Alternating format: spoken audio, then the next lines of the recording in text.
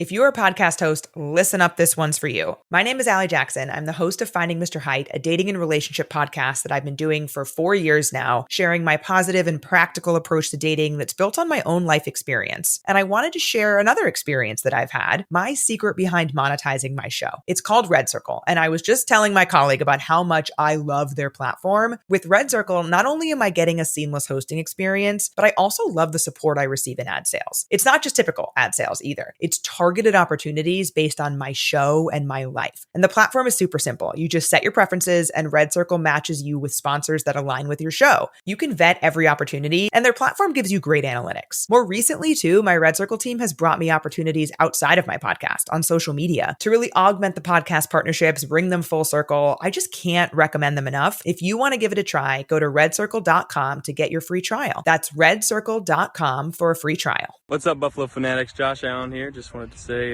go Bills.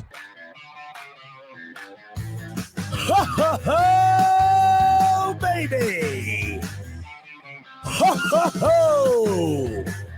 What is up, Buffalo Fanatics? Z-Bot here with you. Monday night, and it can only mean one thing.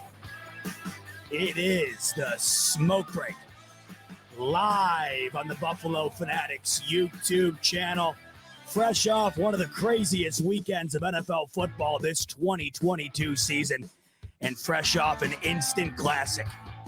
The Bills get it done. Their fifth straight victory in dramatic fashion in the Snow Globe in Orchard Park, New York, 32-29.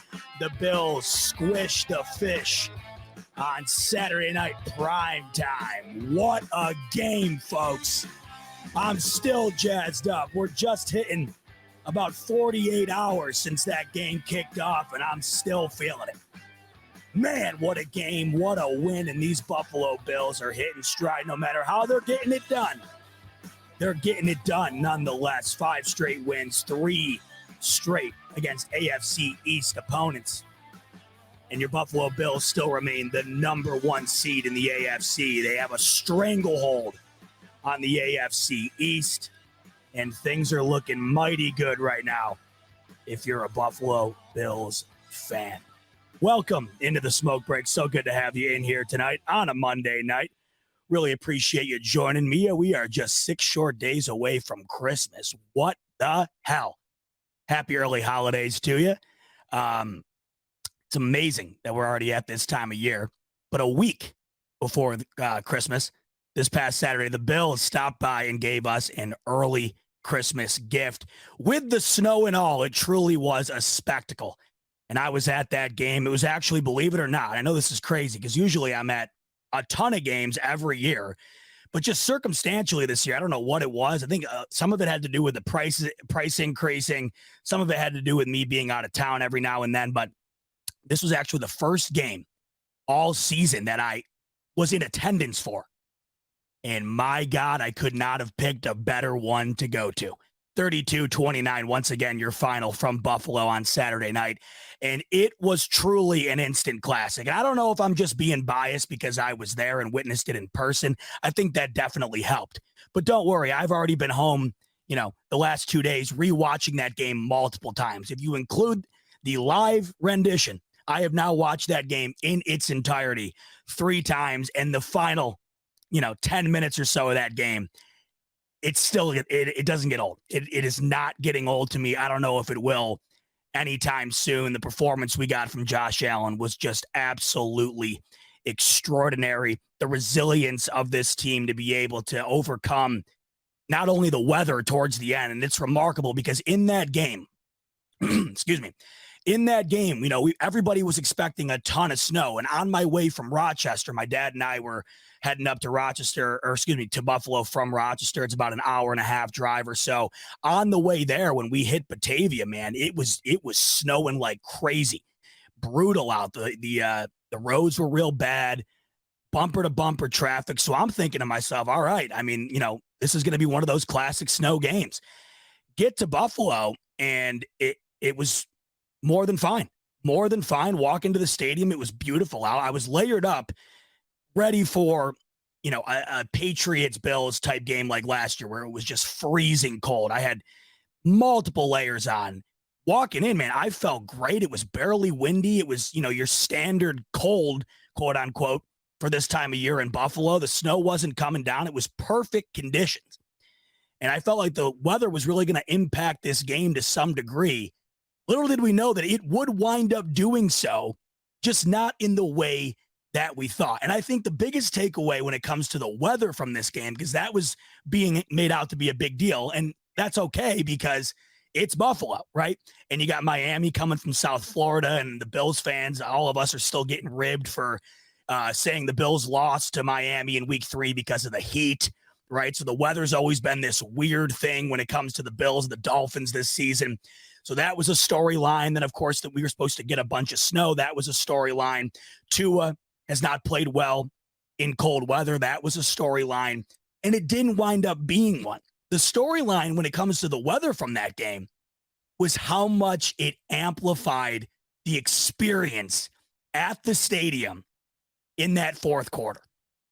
I tweeted this out right after the game. I said it felt like a Disney movie in the way the snow started to come down almost simultaneously when the Bills started their comeback and inevitably got to the victory at the end. And that leads to the players wiping the snow off the field to allow Bass to kick it. That leads to Bass sliding like a soccer player in the snow after he makes the game winner. All the boys doing snow angels on the field. So when I look at this game, just to get this out of the way, the weather factor is what took that game over the top when it comes to entertainment value.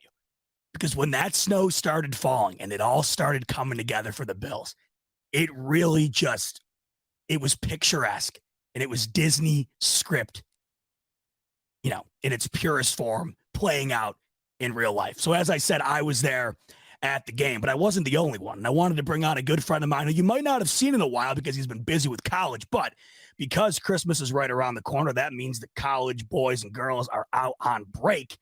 I remember I love this time of year in college. You get that nice long break during the Christmas holiday.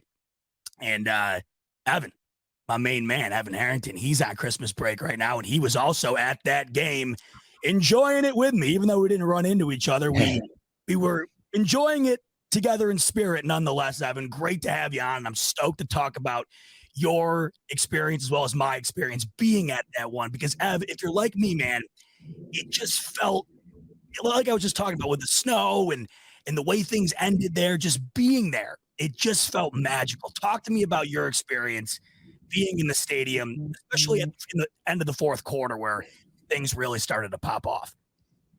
Yeah, so, first of all, it's good to be back. It's been a while since I've been on one of the BF shows, and I'm back with my return on Z-Bots Monday night. So, yeah, just my experience at the game in general. Right? Early in the week, you're expecting this 6 to 9 inches of snow that's going to be in the stadium. And like you were mentioning, Z-Bot, you saw a lot of snow in the Batavia area, and there was a lot of snow throughout the week leading up into this game. But the Bills obviously did a really good job of tarping off the field and not allowing the snow to really touch the field other than just on the stands. So obviously the first 3 quarters of the game, there was no snow. There was literally no snow in the field of play, except the only snow that hit the field was the snowball that fans were throwing onto the field. But then in the fourth quarter, like you mentioned, you called it the Disney movie. Yeah. Where the Bills started rolling and feeling themselves, and then the snow comes down, kind of just adding to the moment. And it was magical. I mean, myself sitting in 114, I just had a beautiful view of the entire stadium and just the snow coming down on it while Josh Allen was leading a magical drive 2 times in the fourth quarter. And it was just a sensational experience because a lot of the times when you come to a Bills game, you have those times in September where the weather's okay. But then, when October, November, and December hits where we're at now, the weather is just crappy. It's terrible. There's a lot of snow, a lot of bad rain. Like, you just don't have the best experience weather-wise. But I will say the snow that fell down in the fourth quarter was perfect. Oh, it and was. It played a part of the Bills win. And it was just a sensational experience. I've been to a lot of home games this year. They've been good. The Bills have won a lot. But man, this win with the fourth quarter, the snow, the fans, just the way Josh Allen, got a hang of it in the fourth. Oh my God. It's a game to remember. It is one that I will not forget for a long time. I'm glad you mentioned the snowball situation. And I was thinking about, am I going to talk about that tonight? Because that was, of course, a big deal. And I didn't realize, and it's funny because my dad and I ran to the bathroom after one of the breaks in the game where there was about to be a kickoff. I can't remember if it was the Bills who scored or the Dolphins who scored. I think the Bills scored and they were kicking off. And that was the snowball delay. And we were in the bathroom. Yeah. So I didn't know it happened. And they had the radio going on in the bathroom, and I could hear Sal Capaccio through the radio in the bathroom on the sideline complaining about the snowballs coming down.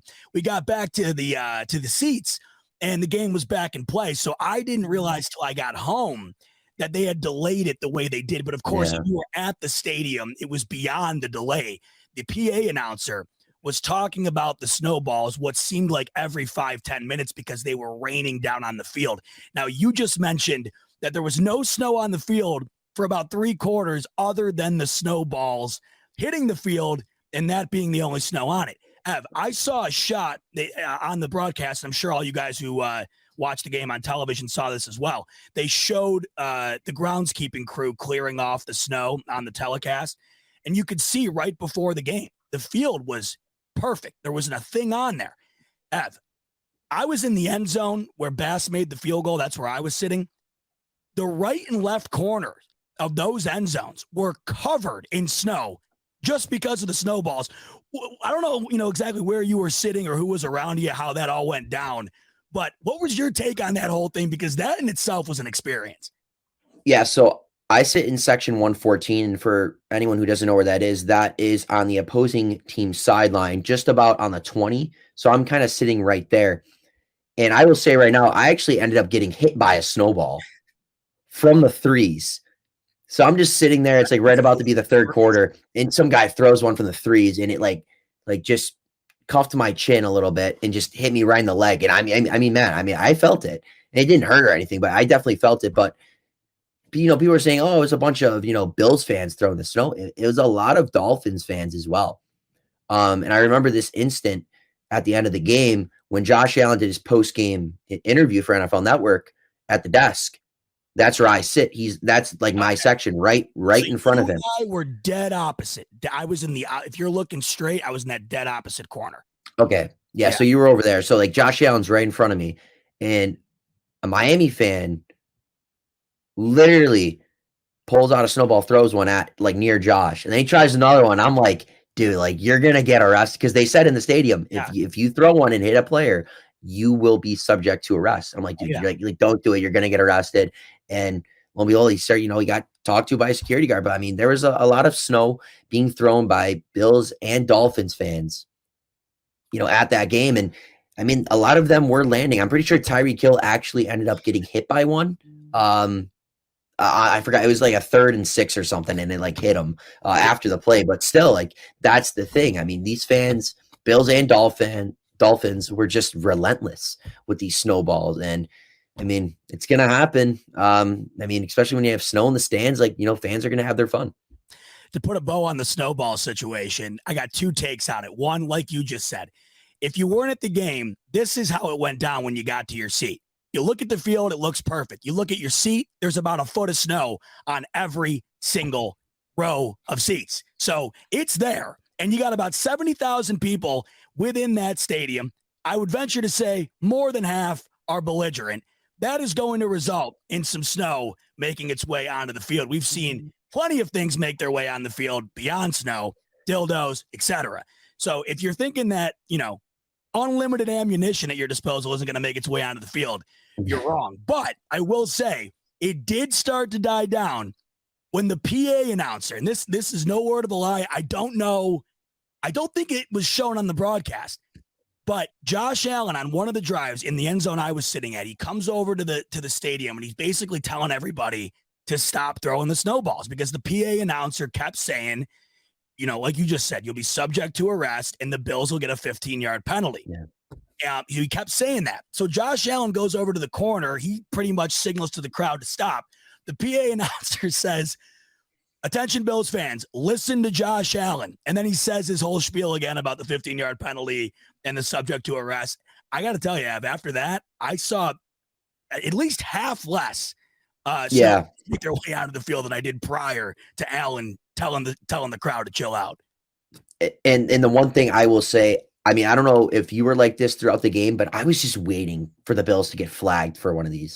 I just, and it was pissing me off. Why? That was my thing. I'm like, there's a few people in my section that were throwing. I'm like, guys, like, just stop throwing them. I'm like, we have a chance to, beat the Dolphins and potentially wrap up the AFC East and get the 1 seed in the AFC. I'm like, we cannot have this derailed by some fan just wanting to throw a snowball and it for some reason hits Jalen Waddle or Tyreek Hill on the sideline. I'm like, just don't do it. And that was like the only thing going through my mind for about 15 minutes was that the only way the Bills are going to lose this game is going to be because of a fan, Bills or Dolphins, throwing a snowball in a winter game and it hitting one of the Dolphins players. I'm like, that's the only way we're going to lose if we did. And we did not. That is the ultimate takeaway from that game. What a game. I'll never forget it on the gigantic list of games that I have attended. That is on a very, very short list. It was that great. And it really all comes down to the fact that that fourth quarter was just legendary for so many reasons, especially from Josh Allen. Literally just put himself in superhero mode, put the team on his back, and carried the Bills to victory. It was extraordinary, Ev. Just give me your take on witnessing Allen. And I guess I also got to say Dorsey here. Witnessing Dorsey, not that Allen doesn't have control of the offense, but, there's got to be some restraint. But it just felt like in that fourth quarter, Dorsey dropped the keys in Allen's hands, and he said, "Look, man, I'm not here to keep the seatbelt on you anymore. You put this thing on, put it in drive, and you drive this thing anywhere it's got to go to get this done." And he did just that.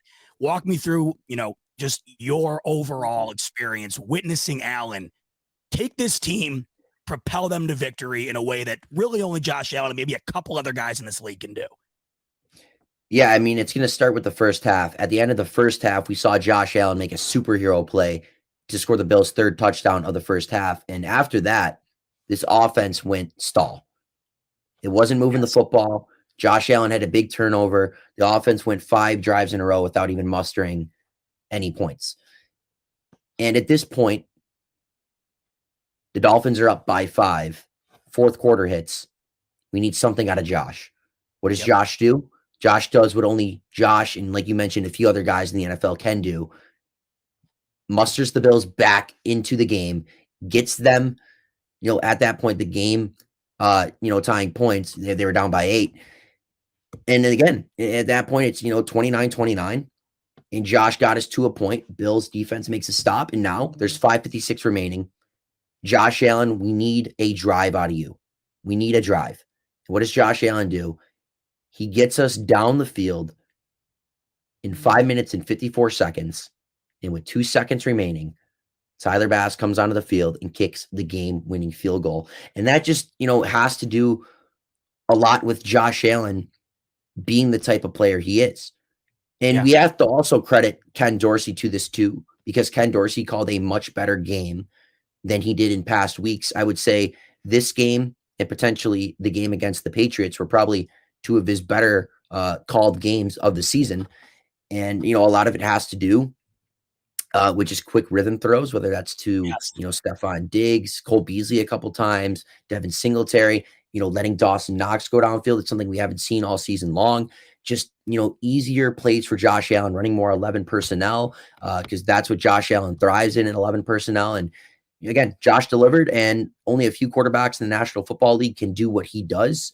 And Josh showed big time that, hey, I can win in these big moments. I can take my team down the field and not only tie a game like this, but win it for us as well in the conditions that were being played in. And I think Josh Allen, kind of shut up a lot of people, especially in the national media, 2 days ago in the victory against the Dolphins, because there was a narrative for a while that the Bills can't win close games. The Bills can't, just come back and win these big games. Josh Allen isn't clutch per se, but we've seen now over the last few weeks, Josh Allen kind of finding himself, and that elbow of his is getting a little bit better. And again, that was on full display, especially in the fourth quarter against the Dolphins on Saturday night. I think the narrative as of late more so has been that Allen just hasn't played very well. And there's plenty of arguments to have that narrative, come true if that's what you want your narrative to be. I mean, there really is a ton of examples you could use in order to say, hey, look, Allen has not been playing very great. Now, I mean, to me, it hasn't been great, but it hasn't been bad. It just hasn't been superhero Allen that we saw on Saturday night. But like you just said, it's one of those games where when you need him the most, he shuts everybody up. And I think anytime, no matter what the setting is, but especially in an AFC East grudge match or rematch with so much on the line in that type of setting, over 300 yards in the air, 4 touchdowns, and over 70 yards on the ground will shut anybody up if you have even remotely a negative thing to say about the guy. That night for Allen was just one for the books. And a lot of that success came in the red zone, an area the Bills have struggled in. That's no secret. They did not struggle in the slightest against the Miami Dolphins in the red zone. It might not have come easy, but the most electrifying plays of this entire game for the Buffalo Bills came in the red zone. And as Jason Millard says here with the super chat, appreciate you, Jason. He's saying 4 for 5 in the red zone. That was the game-winning field goal in which we didn't get a touchdown in the red zone. I think that's what Jason's saying. Best stat of the game, and he's spot on. I mean, that is an area where the games are won and lost, and you could really argue that is where Miami lost this game. They had multiple opportunities to score touchdowns in the red zone, and they did not. The Bills capitalized in very dramatic fashion. One that I want to talk to you about in particular, Evan, is the play right before half. There's 8 seconds left, no timeouts. Everyone in the stadium's watching the clock as Allen drifts to the right, and you realize this is either going to be a score or we're going to halftime with nothing, and this crowd's going to be pissed. But in typical Allen fashion, essentially falling out of bounds, somehow finds James Cook touchdown, and that was truly one of the plays of the year. Your reaction when you saw Allen make that play, and then your reaction prior to it leaving his hands knowing, holy shit, the clocks ran out. What the hell's happening? Yeah, so I'm just watching Josh Allen before the snap. I'm just like, okay, there's, I'm pretty sure 7 seconds left in the half. I'm just expecting a quick drop back and a quick throw to maybe on a fade ball to Knox or Diggs or something. But Josh holds it, and then he just makes a play that only certain quarterbacks in the league can make, and he's just holding on to it. And I'm like, time's about to expire. It's either now or never. And lo and behold, Josh Allen makes a play that was just simply sensational. And he gets it to not Diggs, not Knox, not Gabe Davis, not the return of Cole Beasley, not even Devin Singletary. He gets it to the rookie running back, second-round pick, James Cook. Now, this is the thing that I love about Josh Allen. He trusts every single guy that is on the field. He doesn't look and say, oh, there's a running back on the field. There's this guy we just called up from the practice squad. He goes, hey, if you're out here with me, I trust you. I trust you enough to be out here. And when he was in a situation where it's either points or no points, he trusts his rookie running back, James Cook, well enough that I'm going to make a play, and all you have to do is follow my lead and just catch the ball, go down. And we got, a big lead going into the second half. And I mean, man, I'm just watching that. And I saw James Cook catch the ball, and I'm just like, you have better caught that ball. Cause if, we don't have that, then we're going into half with a lead, but a very much smaller one than we could have had if we didn't get any points there. But again, it just goes to tell you, and it goes to show you just who Josh Allen is. He's a superhero. He's a man amongst men. He's phenomenal, and you're not going to see too many plays like that. And we see plays like that out of him once in a while. And, here and there, you'll see an interception, or you'll see a boneheaded play he'll make. But more times than not, he's going to make some insane and just jaw-dropping plays from that. And we love to see those, especially as Bills Mafia watches that in person or on TV. I like the point you made about, him having trust in just about anybody. That's how you get 4 touchdowns to 4 different guys, including Quentin Morris of all people. It really just goes to show you Allen does not discriminate when it comes to sharing the ball. If you're open, if you're able to get in the end zone, Allen will find you. Before I let you go here, I want to talk about what you felt in the game, or what moment in the game rather, where you felt, I don't know if this is going to happen tonight for the Bills. There were plenty for me where it just felt like this is going to get away from us, and they somehow pulled the rabbit out of the hat. But there's multiple to choose from. Was there a specific moment for you where it just felt like it wasn't going to be their night? I'm going to be honest. It probably was when Josh Allen got strip sacked at midfield while the Dolphins were up 5 points at that time. And I'm just sitting there. I just looked to my dad. I looked to the guy to my left that I sit with every game. And I'm just like, man, I just don't know if this is it.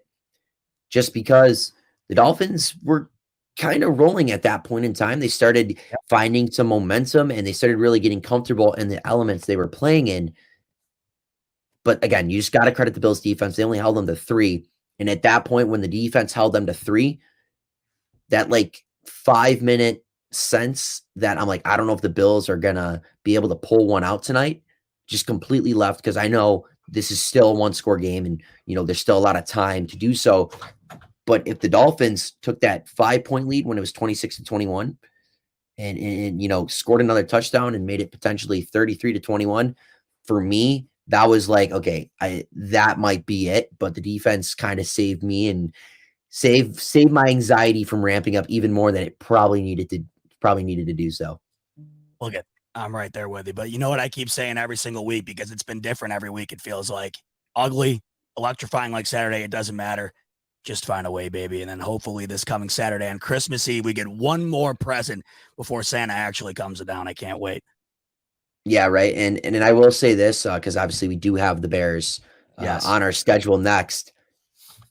For fantasy purposes, I need Fields to maybe score 2 or 3 touchdowns. The Bills are still getting, win by 3 scores, but just for the purpose of my fantasy team, I'm moving on to the second round. So I do need Fields to kind of pull through for me with the rest of my guys on IR. Look, it's easy for you to say. I'd probably be saying the same thing if I didn't lose this weekend in the fantasy playoffs. Didn't even put up 100, Ev. So I understand where you're coming from, but I unfortunately have nothing to root for this coming weekend but the Bills. So here's to hoping Fields gets a touchdown for you, and then that's the end of that. But what they did to Philly the other night, or the other day rather, or yesterday rather, I keep forgetting what day it is. Yeah, I think that game's going to be a lot closer than people anticipate, and I'm looking forward to it. So I also want to ask you one more thing. Do you think Josh Allen's propelled himself back into the MVP combo? Gonna have a whole segment on it later. I really do think with Hurts going down with the performance on Saturday night, I really do think out of nowhere, the discussion has gone from I really don't think he's got a chance anymore to hold the phone. I really think he might have put himself back into the conversation. Because Hurts may have to sit out this week versus the Cowboys. Yep. And if they somehow beat the Cowboys with Gardner Minshew, they get the 1 seed, and that might have Hurts sit out for the rest of the year. And we know how that happens with Philadelphia quarterbacks when they get, kind of injured or they sit out for a good amount of the year. Carson Wentz, 2017, he didn't win the MVP when he probably should have if he played the rest of the year. So, Josh Allen can probably sneak his way back in with a few more performances, and with a couple down ones from Mahomes and a couple down ones from Hurts, maybe Allen just kind of sneaks his way back in and pulls an MVP out of nowhere. If it's anything like 2017, Gardner Minshew will come in, the Eagles will win the Super Bowl, and they'll build a trophy of Gardner Minshew outside of the stadium like they did with Nick Foles. That's what you can look forward to. Right. Imagine just in 25 years at the Eagles Stadium, there is just a super, or just a thing of Nick Foles and Gardner Minshew, and you're trying to explain to your kid or your whatever, you're like, oh, those must have been 2 of the greatest quarterbacks in NFL history. No, it's just right. One of them was Gardner Minshew. Gardner Minshew, right. Well, hey, Ev, thanks for hopping on, sharing your experience, because there was plenty to share. And Merry Christmas and a Happy New Year to you, my brother. I'm sure I'll see you beforehand, but if I don't, enjoy the holiday, and let's get it done on Sunday, brother. Yeah, right. And I'll probably make my way on someone else's show throughout the Yeah, week. for But if sure. not, everyone listening, have a good holidays and happy New Year. Awesome, brother. Thanks so much, Ev. That's Ev Harrington. You all know him. He's back on the prowl. He's currently on Christmas vacation from college. You'll love to see it. It's the best time of the year if you're a college student. You get all those exams done, and now you're chilling, and it's just playoff football, holidays, family time, kicking your feet up. Good stuff. We got so much more to talk about. I know we're a half hour in, but you know there's no time limit on the smoke break. We're going to go until I say we're done. And we got a ton to talk about tonight. I'm going to start from the ground up. We're going to go through everything in this game because this was one of my all-time favorites. Like I said earlier on the top of the show, I don't know if it was just me being there or if it's just my unbridled hatred for the Dolphins, mixture of both. I just loved everything about this game, and it's really on a short list of one of my favorites ever. Absolutely loved it. Let's get a couple of house cleaning things out of the way, though, first. Like I keep mentioning, it is the holidays, and we are 6 days away from Christmas, and I love this time of year because, like I just said, you got football, you got family, and you got the holidays. Those are three amazing things, and I want to celebrate it with all you guys. So currently, we are in the middle of the holiday giveaway week. I got my Santa suit on all week over on Twitter at ZBotTweets. I am giving away Bills Mafia gifts all week long.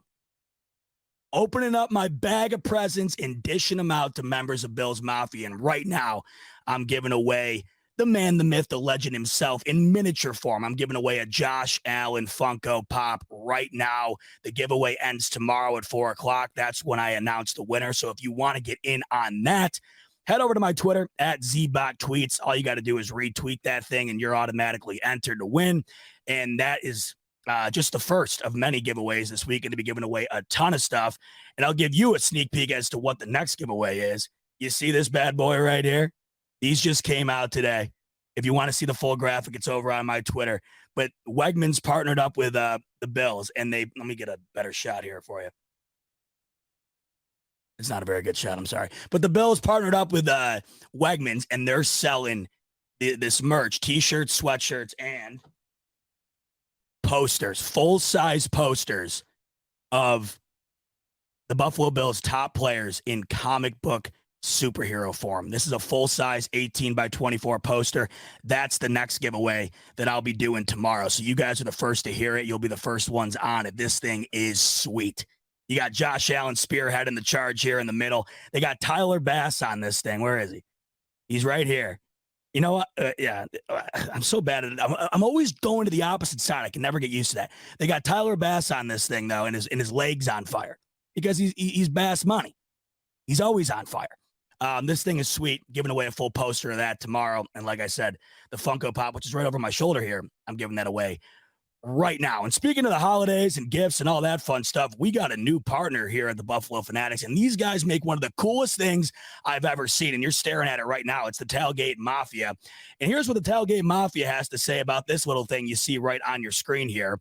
Every day, or everybody knows rather, that Buffalo has the greatest fans of all time. It's about damn time someone gave us a trophy for it. The Tailgate touchdown figurine celebrates Buffalo's world-famous game day tradition of breaking tables, featuring Buffalo's unofficial mascot, Shout, who's the broken table right there. How cool is that? This trophy is the perfect gift for any true Bills fan. Get your Tailgate touchdown today at the link you see on your screen right there, tailgatemafia.com. Also, make sure you download football's only app dedicated to tailgating. Type Buffalo Table Slam in the App Store and start breaking tables in augmented reality right now. Folks, we have come full circle when it comes to technology. You can slam a table right now on your phone. Not right now. You're watching the smoke break, but when you're done with the smoke break, head over to the tailgatemafia.com, slam a table on your phone, and maybe check out one of these awesome statues they're selling. Pierre's sending me one this week. I can't wait to get one of those in hand. It's freaking sweet. Love that. And then last thing before we get a lot to talk about, but I have a new partner as well. And they are the coolest company on the face of the earth right now. They are bridging together digital and physical sports collectibles. Two of my favorite things. I got the physicals right here. We got the digital right here. You guys know if you follow me on Twitter, I'm a huge NFL all-day guy. That's the NFL digital moments that they sell. Right here, you can see Stephon Diggs' touchdown catch on the side of the end zone, an absolute beautiful catch. This is a rare Stephon Diggs moment right here, and it's on display on my Nifted display right here, my Nifted Desk Series display. Just partnered up with Nifted. They are the coolest company ever. What they do is they take your digital collectibles and put them in physical form on this touchscreen here where I can display all of my digital sports cards on this screen. It's freaking cooler than hell. It loops nonstop on my desk. So while I'm talking to you here, I can look down and watch Diggs put up 6. We have so much going on with Nifted, so much. We're doing giveaways starting very soon. We're going to be doing a ton of them. And believe it or not, it gets way cooler than this desk version. They are coming out with a 32-inch version of the Nifted screen. And I am going to be getting one in the near future. That's going to be on display in my new studio. And you guys, I cannot begin to tell you how cool that thing's going to be. And I may or may not be giving one of those away in the near future. So make sure to keep it locked on my Twitter for all this good stuff. We got giveaways, partnerships, you name it, we got it. Bots got you. The Fanatics got you. Okay. Enough of that. That's out of the way. We got some damn football to talk about, and we got some great football to talk about. Saturday night's game, and I can't say this enough, it was just extraordinary, an instant classic. To me, when I think about the Bills and the Dolphins, this game will always come to mind for me. Just the way it ended, the way we got to how it ended, the snow coming down, and ultimately Josh Allen's performance. Josh Allen's performance to me was one that I think we really needed to see before the playoffs started. Because as Evan and I were just addressing, there have been several games strung together where Allen, hasn't played particularly bad, but it also hasn't been that MVP style Josh Allen that we've seen several times throughout his career, most notably early on in the season, coming out of the postseason. He had those, few games in a row there where he had multiple turnovers and people were scratching their heads saying, what's going on with Josh Allen? But no matter what's going on with Josh Allen as of late, the Bills are currently on a 5-game win streak. They've won 3 in a row against AFC East opponents, all 3 in which could possibly make the playoffs. At least one additional will, you think. Who the hell knows what's going to happen now? The AFC playoff picture has been put on top of its own head. We will take a look at that later on in the show because things are changing up like crazy. But the one thing that hasn't changed is those Buffalo Bills are currently at the number 1 spot still after week 15. And I really thought they were going to have a 2-game lead on those Chiefs. The Houston Texans almost did it for us. It was too good to be true. But when they got the stop in overtime and got the ball back, I really started believing. And then, of course, the first play for the Texans in overtime, strip sack win for the Chiefs. But it just goes to show you every week, every one of these teams is vulnerable. We got the Bears coming up. They played Philly super tough. Houston last week, they played Dallas really tough. Speaking of Dallas, they just lost to Jacksonville, who's all of a sudden on fire. How about those Detroit Lions? If you haven't felt great about how the Bills have played the last month or so, they've won every single game in the last month and a half, but that Bills game. How great does that win look today? So no matter what you've thought about Josh Allen as of late, he's done enough to get the job done, and it hasn't been nearly as bad as people want to make it out to believe. Just because Allen hasn't been putting the Superman cape on every snap doesn't mean he's still not the Josh Allen that we've come to know and love. And Saturday, he gave everybody a much-needed reminder of who he is, how much he means to this team, and his capabilities of quite literally putting the entire team on his back and leading this team to victory. That is exactly what he did on Saturday night in a performance that we won't soon forget. 25 of 40 for Josh Allen, 304 yards through the air, 4 touchdowns. The key here, 0 interceptions. I know he had the strip sack. He was under pressure a lot in this game, as he usually is lately with this offensive line, but no interceptions again after a trend of him throwing multiple back-to-back-to-back in several games. He has eliminated that element from his game as of late. And in a game that was just massive, you'll love to see a big goose egg next to that INT category. Finish the day with 119.2 passer rating. It doesn't get much better than that. And just when you thought it didn't get better, because I could read you that stat line and that'd be plenty, right? It got better. 10 carries, 77 yards on the ground, including that legendary 44-yard rush and that even more legendary Superman-style QB sneak for the 2-point conversion. Just an unbelievable performance. So let's overall start with my, experience at this game. Like I said earlier, haven't been to a game all year. It's crazy. And I'm glad we're in this part of the year because I knew I was going to be going to this game. And then I'm going to the Cincinnati game in Cincinnati in 2 weeks from tonight. That Monday nighter, and with Cincy playing as good as they are, that game is going to be massive. I've never been to the Bengals Stadium. I've never really interacted with Bengals fans, so that game is just going to be incredible. But I haven't been to a game yet this year, and like I said earlier, I just don't think you could have possibly have chose a better one. So on the way there, it's just really bad weather. Thought that was going to be a factor, and it just wasn't. It really wasn't. Everybody all week making it out to be a big deal, kept talking about how poorly Tua was supposed to play because of this weather, talking about how it was just going to be a grudge match, a lot of running, right? Allen's going to have the upper hand because of his ability to throw in the snow and Tua's inability to do so. All of that was out the window. The game kicked off and the weather was more than fine all the way until about the last 10 minutes of this game. And that's what just made it poetic. When that snow hit, it just made everything happening that much better. The game got off to a bit of a slow start, but once that slow start was in the back seat, the game the rest of the way was firmly in the driver and passenger seat cruising, and it did not stop until the fourth quarter hit zeros. So I walk into that stadium.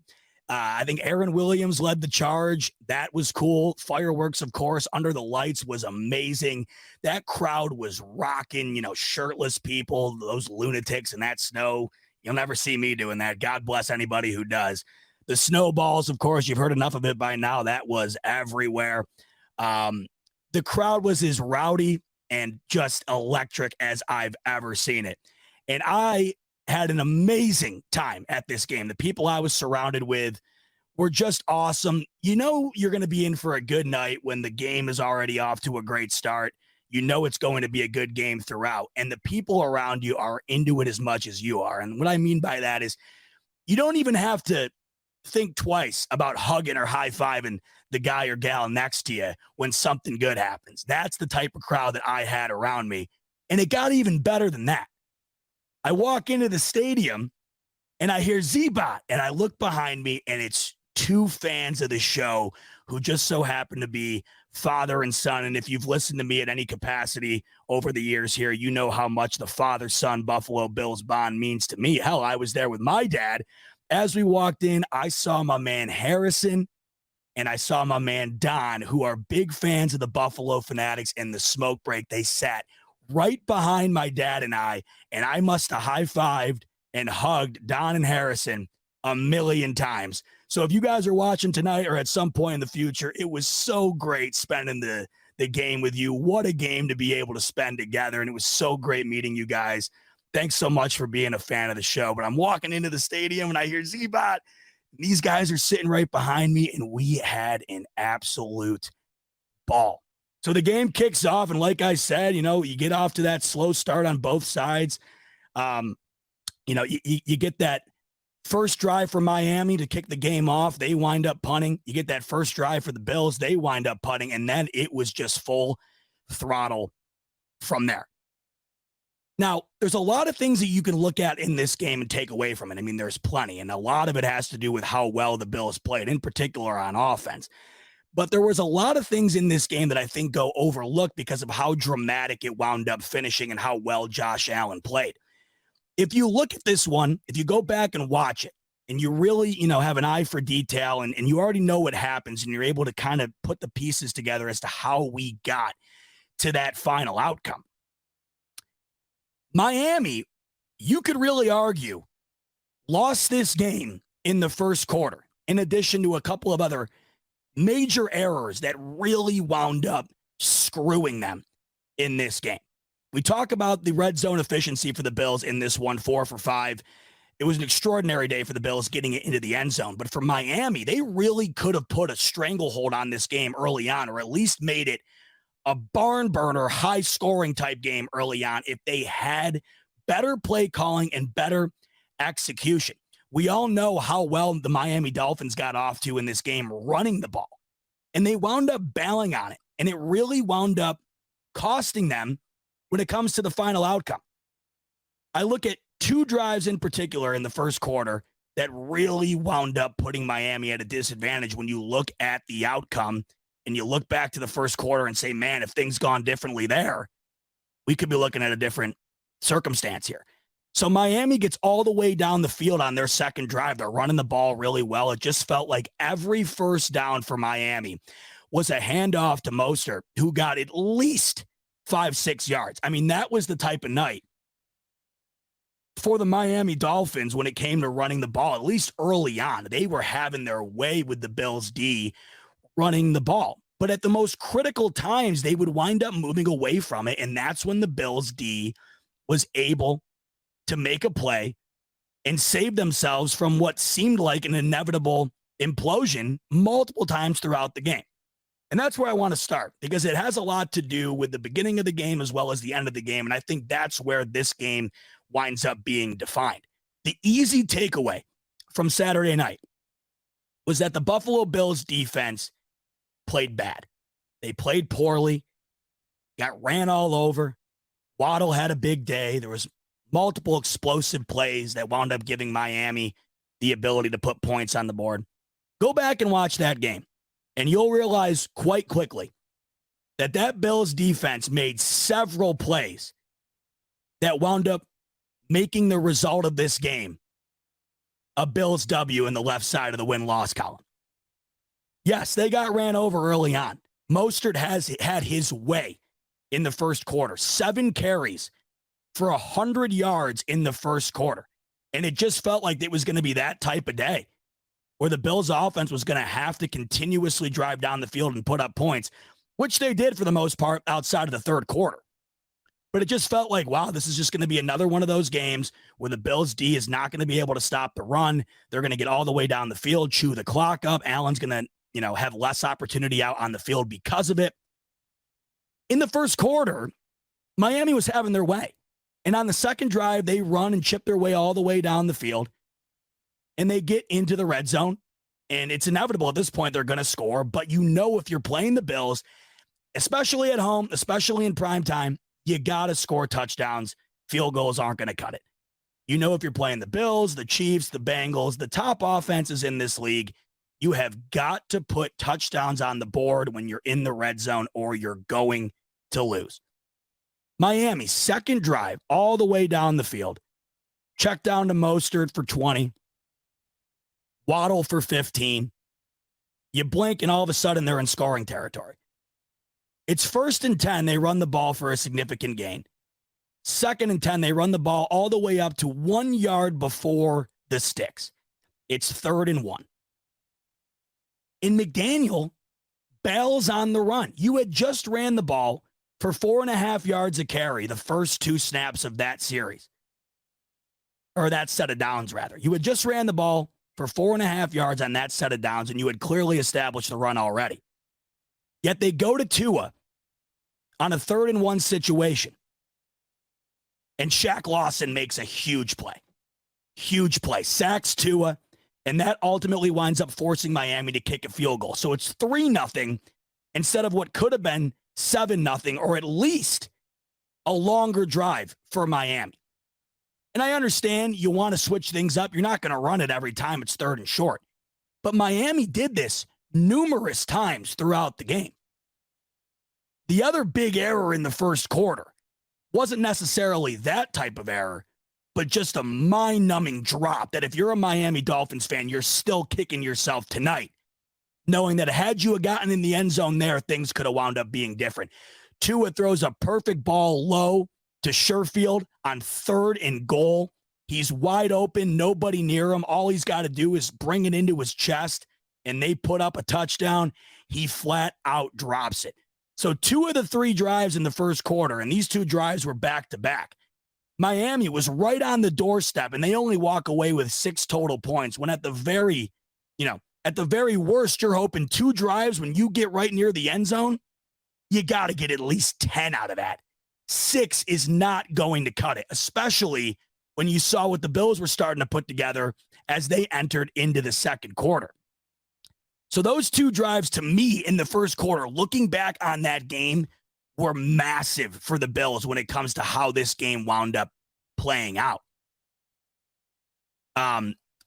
You also look at the variety of mistakes that Miami made throughout this game, and you got to be absolutely just kicking yourself looking back on that, knowing a lot of these were self-inflicted and the game could have been dramatically different.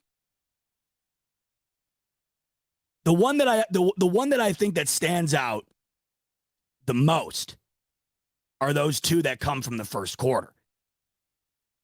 But there's also a few more at the end that I think are overlooked, but were significant towards the outcome. 3rd and 1 in Bills territory after the strip sack that we were touching on earlier with Evan. 3rd and 1, they're in Bills territory. If they get into the end zone on this drive, the game's essentially over.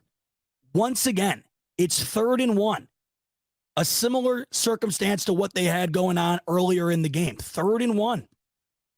They throw the ball instead of run it. And on that play, it's caught and stuffed right at the line of scrimmage, and the Dolphins are forced to settle for a field goal. Huge. I do not understand on numerous occasions why McDaniel did not run the ball. They bailed the Bills defense out. Now, to the Bills D's credit, and this is where I say you can't look at that game and take away a poor performance mentality when watching that Bills D, because when they needed to make a play the most, it just felt like they did. On that play, right, earlier in the game, that sack on Tua that I was just referring to. There were numerous times throughout this game where it felt like either Teron Johnson made a big play, Matt Milano made a big play, Tre'Davious White made a big play, Poyer in the end zone on Hill made a big play. In totality, it felt like they got passed on because of Waddle's numbers or because Tyreek had 9. It felt like they got ran on because of Mostert's early success. But Mostert had 100 yards in the first quarter on 7 carries. He finished the day with 136 overall. The Bills held him to 12 yards on average over the next 3 quarters after the first quarter. It seemed like he had a massive day, and he did. But when you watch the game back, it wasn't as dominant as it seems on paper. He had that massive 68-yard run that put the Dolphins in scoring territory. Outside of the first quarter and that major run, the Bills did a good job of not allowing their ability to run for success on first down get in the way of them ultimately stopping them from getting in the end zone.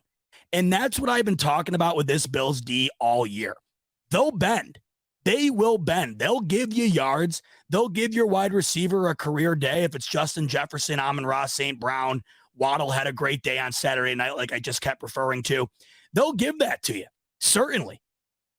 But when it comes time to make the big play, it just seems like there's always a guy who steps up and does it. And it felt like on numerous occasions on Saturday night against this Dolphins team, when they needed it the most, they wound up delivering. And at the end of the day, it comes down to the mentality that I've been preaching since the bye week. I don't care how it looks. I don't care how you get it done. If you find a way situationally to flip the script to your advantage, despite the circumstance, despite the fact that you just let, Mostert run down your throat, or you just let Waddle get an amazing, catch going up over Tre'Davious White on a poster. When the drive came to an end, the Bills D still wound up getting the victory. It just felt like more times than not, especially towards the end of the game. There's no bigger drive that I can think of when it comes to this Bills D standing on their head than, of course, the drive in which Josh Allen got strip sacked and Miami took over. That, to me, was the moment in the game where it just felt like the Bills did not have the luck. They did not have the mojo on their side Saturday night in order to propel them to victory. Even though they had played real well up until then, they were fighting hard. They were giving themselves ample opportunity. It just felt like when the Bills took over on that drive on the 50-yard line in the first snap of that series was a strip sack for Allen, and they take over in Bills territory. It just felt like, man, that has got to be a nail in the coffin. Instead, Miami, or rather this Bills defense, stepped up to the plate and gave the Bills the opportunity to go down and have that legendary final drive that we'll remember for some time. That, to me, when you think about this game, everybody's going to talk about Allen's long 44-yard run or his incredible touchdown to Cook, which we'll get to all of that. They're going to talk about the 2-point conversion. They're going to talk about Dawson Knox's day. Of course, it's Josh Allen.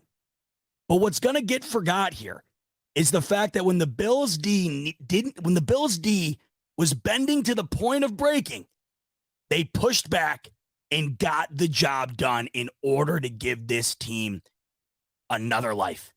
That drive, to me in particular, was as important to this game as anything that the Bills offense did. Because if they do not wind up getting the stop that they do, the Bills don't even have a chance to go down and execute that legendary 6-minute clock milking, unreal, just, multiple third down conversion, insane play drive. Miami takes over after that fumble, and Tyreek Hill catches it for a first down right afterwards. First play, Tua hits Tyreek Hill. Boom. First down. Next play was that lob pass to Jalen Waddle where he goes up on Tre'Davious White and grabs it. And you're just thinking, man, we gave them one too many chances here. The Bills had the ball. This was the opportunity. They squandered it. And from the first two plays, it just looked like Miami was going to take advantage of it. So you got 1st and 10 after those two plays. They run the ball, only a yard gain. To me, right here, this play right here, one of the biggest plays of the game. They try to run a screen route to the right side to Tyreek Hill. Teron Johnson, who had an extraordinary day, multiple big-time plays. And when it comes to the defense, right, and it comes to pass breaks up and stuff, I know I'm guilty as hell of this all the time. It's easily forgotten because it's not this star-studded, electrifying play. But this play right here was massive. The Dolphins are driving. They just had 2 consecutive first down receptions, and they try to hit Hill on a screen route. Teron Johnson blows it up. The mistake here, to add to the list of Miami errors in this game, the mistake here was that Tyreek caught the ball. He went up to catch it, fought hard to catch it. The problem was he was about 3 yards behind the line of scrimmage. Teron Johnson blew that play up. Blew that play up. And next thing you know, after 2 great throws and catches to put Miami into scoring territory, they're facing a 3rd and 12. Right? And all of a sudden, you're just like, holy shit. My feeling on this game went from we're doomed to Bills defense just saved the day. And that's why I think it's a real lazy take to look at this game and say, you gave him 29 points. Waddle had a good day statistically. Tua played well, way better than I thought he would. He had a decent day statistically, especially based on how he's played the last 3 games in total. Mostert had a good day on the ground statistically. You look at all that, the easy takeaway, Bills D didn't have a great day. But it's plays like that right there that are going to get forgotten, but were the ultimate difference because that forces a 3rd and 12. The next snap, Tua throws an incompletion. They have to punt. And that's where the magic happens for Josh Allen. So to me, I wanted to make sure that I said on this show tonight, despite what you saw on Saturday night at first glance, despite what you see on the stat sheet, this Bills D really did step up to the plate on multiple occasions when it was needed most. In that first quarter, like I said, you sacked 2 on 3rd and 1. Do I think that they should have ran the ball the way that they were playing? Absolutely. Oh my God, yes. I can't, for the life of me, understand why they would run the ball or why they would throw the ball, especially with the way Tua has been playing as of late. Why would you throw the ball on 3rd and 1 when Mostert has been running for what seemed like 5 yards minimum every single snap? But you play with the cards you're dealt. And Miami threw the ball, and it's still only 1 yard at the end of the day. And the Bills D found a way. They found a way. And it's that bend but don't break mentality that is going to wind up being critical in the playoffs. You can look back at how this season has panned out since the bye. I know we continuously keep talking about it, but it has been a stark difference between the first half of the year and the second half of the year. But when you look at it, man, think about what the Bills have done over this 5-game winning streak. Who's playing better football in the league right now than Detroit? I mean, seriously. That team is damn good. That's the only loss they've had in a month and a half. And then you win 3 straight divisional games? I don't care who you are, how good you are. That is not an easy task.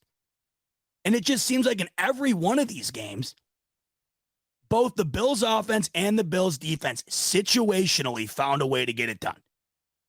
And situational football is ultimately the difference between moving on in the playoffs and packing your shit and getting on the plane. We know all about it, right? There's no more memorable situational type moment than the 13 seconds with Kansas City. Bad situational football on defense. We've pounded it into the ground a million times. Frazier and the defense ran prevent when Kansas City had the ball on their own 20. They broke. All they had to do there was bend enough to get the clock out, but they broke. It just feels like lately this Bills defense, despite injuries, right? Despite allowing points or big days to certain players, they haven't broke. And it has really been a big difference for this team over this 5-game win streak. We continuously talk about situational football, right? And I keep mentioning that over the last, few segments here. Keep talking about it. Situational football. What is that exactly? Well, it's those moments in the game, especially on defense, where you just don't quite remember it when you think back on all the highlights, but they were pivotal. And they were the big difference from a win and a loss. Situational football on offense is much more memorable. And that's where I want to get into the Bills' offense right now. Who's better in the league currently, situationally, than Josh Allen and the Buffalo Bills? It is some of the greatest football I've ever seen from an execution standpoint ever. This team in 2-minute drills, both before the half and the end of the game, are virtually unstoppable. I don't know what it is that comes over Josh Allen, Ken Dorsey, everybody else out on this field. I don't know what it is, but some sort of divine intervention inserts itself into this offensive unit in the most critical moments. There's plenty to break down from this game offensively. But let's talk about the few drives here that we'll remember for some time. Let's talk about the drive right before the half.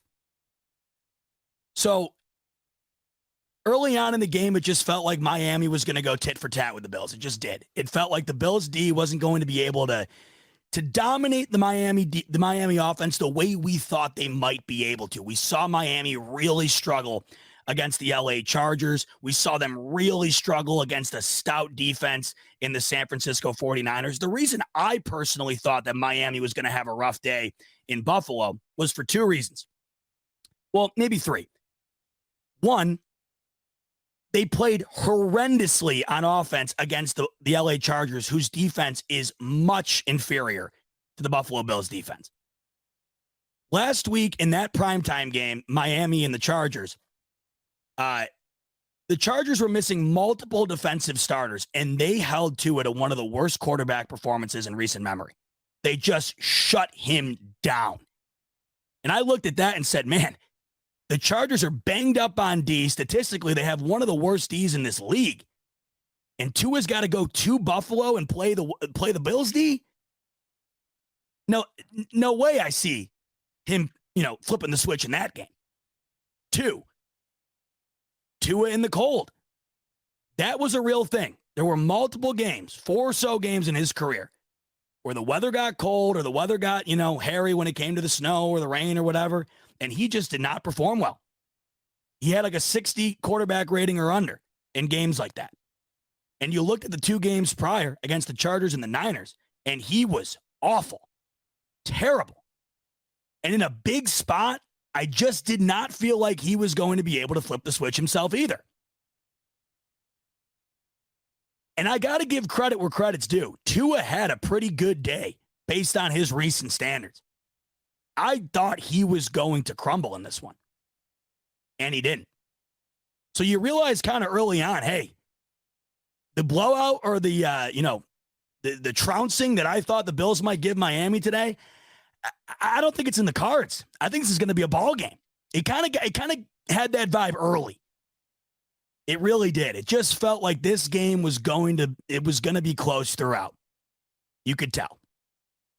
So with that, you knew the Bills offense was going to have a day. You knew that they were going to have to find ways situationally to gain an advantage. And in the 2-minute drill before half and the 2-minute drill at the end of the game, that's what separates good teams from great teams, playoff teams from championship teams. There isn't a team in this league right now that I would trust more to score in a situation where points are needed most than the Buffalo Bills. They now currently have 69 total points in the 2022 NFL season in the final 2 minutes of the first half. 69 points in 14 games. You know how absurd that is? In just 2 minutes. 2 minutes over 15 games. They have somehow turned that into 69 total points. They did it again on Saturday night. And this drive was just unbelievable, especially the way that it ended. So it's 2nd and 10. It's currently 14-13 Bills. And like I just said, you just knew at this point, this game was going to be close throughout. And you're going into half, and you know the Bills are getting the ball first. And that 2-for-1 would be critical right now. Critical. Putting the Dolphins on their heels, going into half, knowing they got to give it back to Josh Allen, you're putting them in a real tough spot. I felt like this final drive before the half was going to be a major factor in the final outcome. And of course, it wound up being so. So 2nd and 10, it's 14-13. And they start to get the Allen design run going a bit. We got a preview of what we were going to wind up seeing later on in the game. He rushes for 9.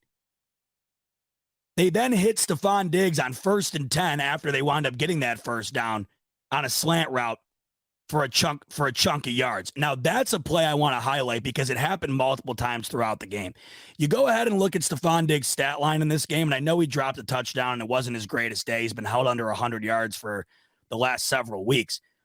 I look at that and I say, hey, that to me is a positive. And you're probably saying, well, Pot, why the hell do you find positivity in Stephon Diggs seemingly having quiet outings? What is that telling you? You look at this Bills offense, and the real only solid elite weapon they have for Allen to utilize is Diggs. Yet over the last handful of weeks, this Bills team hasn't missed a step, and Diggs hasn't had to have, Jerry Rice type numbers to get there. That to me is encouraging because Diggs is always going to get his. Whether it's, off the charts numbers or, to me, what I found to be in this game, solid, consistent numbers that really wound up helping this team out more than you'd think. 5 catches for 60 yards. It's not off the charts. But there were multiple times in this game where Allen hit Diggs on a quick screen route where they needed it most, they did it on the final drive. There were multiple times where this occurred. Buffalo Fanatics, what's going on? This is Pierre the Kingpin, and I wanted to talk to you today about Cigars International, which is the ultimate destination for premium homemade cigars. Known as the industry leader, Cigars International offers the largest selection, unbeatable prices, and a customer service experience that's second to none. Whether you're new to cigars or a seasoned vet, Cigars International makes enjoying cigars easy, approachable, and fun. Cigars International is the go-to retailer for all things cigars, with the biggest selection of premium homemade cigars available anywhere. Cigars International offers unbeatable deals and discounts, making it easy to stock up on your favorite or try something new without breaking the bank. With fast free shipping and their 100% satisfaction guarantee, you can shop with confidence knowing that Cigars International stands behind every order. They have good relationship with vendors that helps provide great low prices. Whether you're new to cigars or a seasoned pro, Cigars International makes it easy to find the right cigar with helpful guides, staff reviews, and expert advice. It's not just about cigars. Cigars International also offers a wide range of accessories and more to elevate your smoking experience. Check out the great deals every day at cigarsinternational.com. That's cigars, CIGARS, international.com. Use code FANATICS at checkout for 20% off your order of $50 or more, plus free shipping. Or visit www.cigarsinternational.com/fanatics, and the discount will automatically apply. Again, use code FANATICS at checkout for 20% off your order of $50 or more, plus free shipping. Or visit www.cigarsinternational.com/fanatics, and the discount will automatically apply. If you're a maintenance supervisor at a manufacturing facility and your machinery isn't working right, Grainger knows you need to understand what's wrong as soon as possible. So when a conveyor motor falters, Grainger offers diagnostic tools like calibration kits and multimeters to help you identify and fix the problem. With Grainger, you can be confident you have everything you need to keep your facility running smoothly. Call 1-800-GRAINGER, click Grainger.com, or just stop by. Grainger, for the ones who get it done. Where you're just like, man, when they need a first down, when they need to move the sticks, when they need to move down the field, that play is automatic. And it's a play I want to highlight because it happened probably 3 or 4 times where Allen would just snap the ball, immediately throw it seems, within a second or two on a slant route for Diggs, and it is virtually unstoppable because Diggs is going to beat you with his route running capabilities 9.5 out of 10 times. We all know that Diggs is one of the best route runners in the league. So right off the line of scrimmage, he's going to beat you. You don't have better footwork than him. You're not going to be able to keep up with him. You match that with Allen's ability to get the ball out faster than just about anybody in this league. You match that with the ability to throw the ball faster than anybody in this league, no debate. And then you put some accuracy on that to where only he can catch it. That play's unstoppable. And they hit that play probably 3 or 4 times in this game, including on this final drive. And the funny thing about that play, and one of the other reasons why I wanted to highlight it, is not only do I watch that type of execution on that play and think, man, I wish they did that more often, but I think, you know what?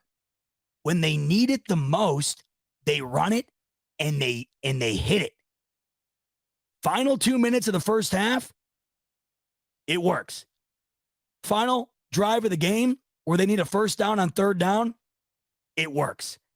So you might look at Stephon Diggs' numbers and say, average day. But I take away 2 things from that. One, you've been realizing over the last few weeks here, the Bills can win without Diggs lighting up the stat sheet. And 2, when you really need Diggs to come through for Allen, you better believe it's going to work. Because that duo right there, when you look around this league, there ain't much better than that. So they get a first down on that play. Next play, off to Knox for 9 yards, and they're tic-tacking down the field. Now, this is where the dropsies kind of came in for Dawson Knox, and you're like, man, because Knox was on his way to a good day, man. Knox was on his way to a good day, and he wound up having an extraordinary day. Unbelievable day for Dawson Knox. But it was at this moment in the game, this final 2 minutes, where he had those 2 consecutive drops, and you're just thinking, man, shit. Especially the first drop he had where he was wide open over the middle of the field, just flat out dropped it. Another one of those moments in the game where you're just like, oh, wish you had that back. Then again, though, they just find a way. This, to me, right here, this was right after the second Knox drop. Another one of those plays from Allen where you're just like, man, this guy, I mean, this cyborg alien, not from this human mutant, who's doing this but this guy? 3rd and 4, Allen immediately under pressure. He bails to the right, ditches off a sack, and they need this first down or else it's going to be a deep field goal. 3rd and 4, rolls to the right, gets out of pressure. Off of his back foot, hits Isaiah McKenzie on the run for 19 yards. An absolute gorgeous play. The crazy thing is, on this drive, you're thinking to yourself, man, going to be tough to top that play. And I bet you as I'm talking about this might be a play that you might not even remember all that much because that's how many great plays Allen had in this game. But this, to me, was one of those ones that I think was underrated but was pivotal in the Bills' offensive execution and their ultimate performance on Saturday night. An incredible play from Allen, gets it to Isaiah McKenzie, and they're in business. So they're right near the end zone here, and there's 3 straight incompletions. But on the third incompletion, there's a hold on Miami as they held Gabriel Davis in the back of the end zone. And it leaves the Bills with a decision. You're all out of timeouts. You got 8 seconds. You got 4 yards to the end zone. What's the move? Now, 8 seconds is that tricky territory because it's not short enough to just settle for the field goal, but it's not long enough to just dick around and do whatever you want. So you either got to get it right to the end zone or you got to kick the field goal. But McDermott knows he's got Josh Allen. So, of course, he sends the offense out on the field. You're not going to settle for a field goal with Josh Allen and 8 seconds left, despite the fact you don't have timeouts. Take a shot at the end zone, see what you can get, and worst comes to worst, you kick the field goal, take it to half. And what we got instead was, to me, probably a top 5 play of the year for these Buffalo Bills. And I think looking back on it, you really have to go back, of course, and look at all the plays and dial them down. But this play was insane. This play was insane.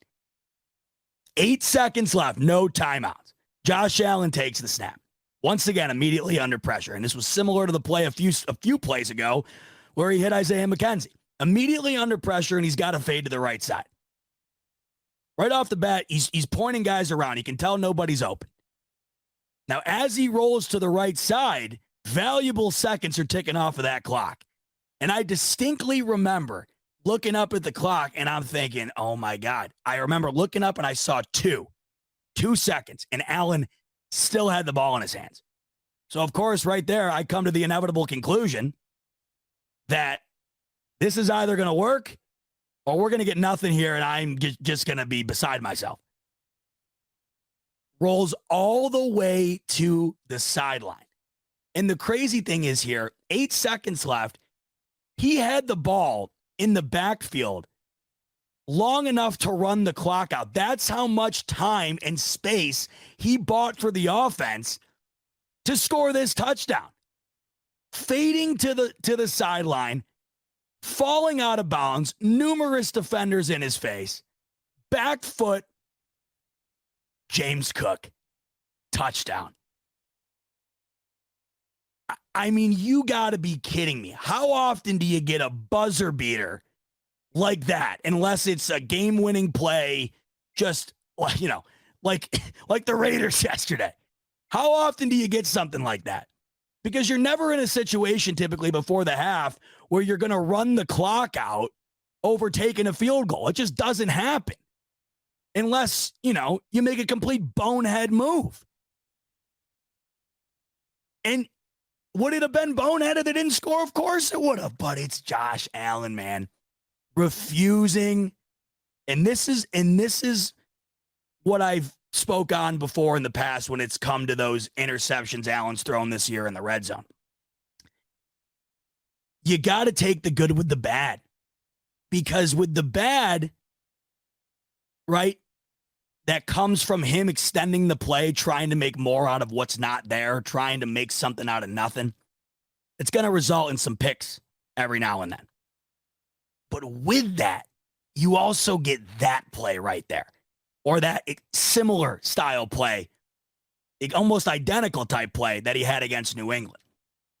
You got to take the good with the bad. That's what you get with a creature like Josh Allen. You're going to get show-stopping plays for better or worse.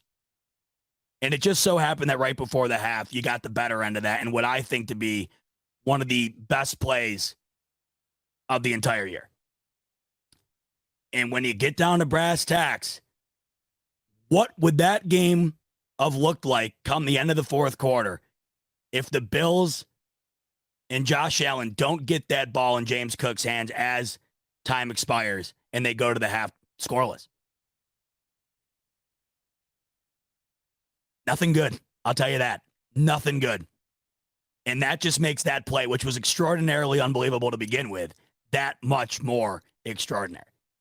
So they take the 21-13 lead into the half. And at this point, Allen's just already having a massive day. He's already got, what? At that point, I think he's got 3 touchdowns already at his disposal at halftime. Up until that point, up until that half, that was as good of a game already as Josh Allen had in weeks. And it was only a half in. Right? That was as good of a game as Allen has had probably since the bye, and it was already a half in. So you're wondering, can they sustain this type of play all the way throughout? Because that end of the first quarter into the end of the first half was just lights out. You go back to the first drive, I believe, their first scoring drive, right? What was that? 3 plays? 4 plays? They ran a dive on the first play, and it went for a couple of yards, nothing doing there. And then 3 plays later, they're in the end zone, making it look easy. Another easy touchdown on that swing pass to Nyheim Hines. Welcome to the Buffalo Bills. Excuse me. Finally, he gets in the mix in a big play. Finally. And then they capped the half off with that touchdown that I was just recapping. He had 3 consecutive drives where the Bills offense was just finding a way to get it done. And you want to talk about, to revert back to the original point, you want to talk about separating yourself, especially when it comes playoff time. You want to talk about executing situational football. This is the difference, even though it's so marginal, right? The difference between moving on in a playoff game or not is that pass that is just incapable of being executed by anybody else in this league, maybe but Mahomes.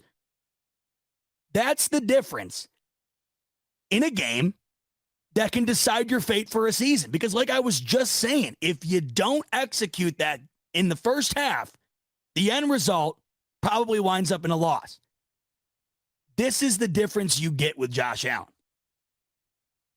Now let's talk about the fourth quarter. I'm going to skip the third quarter completely because God almighty, I'm in a good mood. Nothing about that game is going to bring me down. But that third quarter was dog shit. That's just the only thing I'm going to say about that third quarter. It was awful. And it was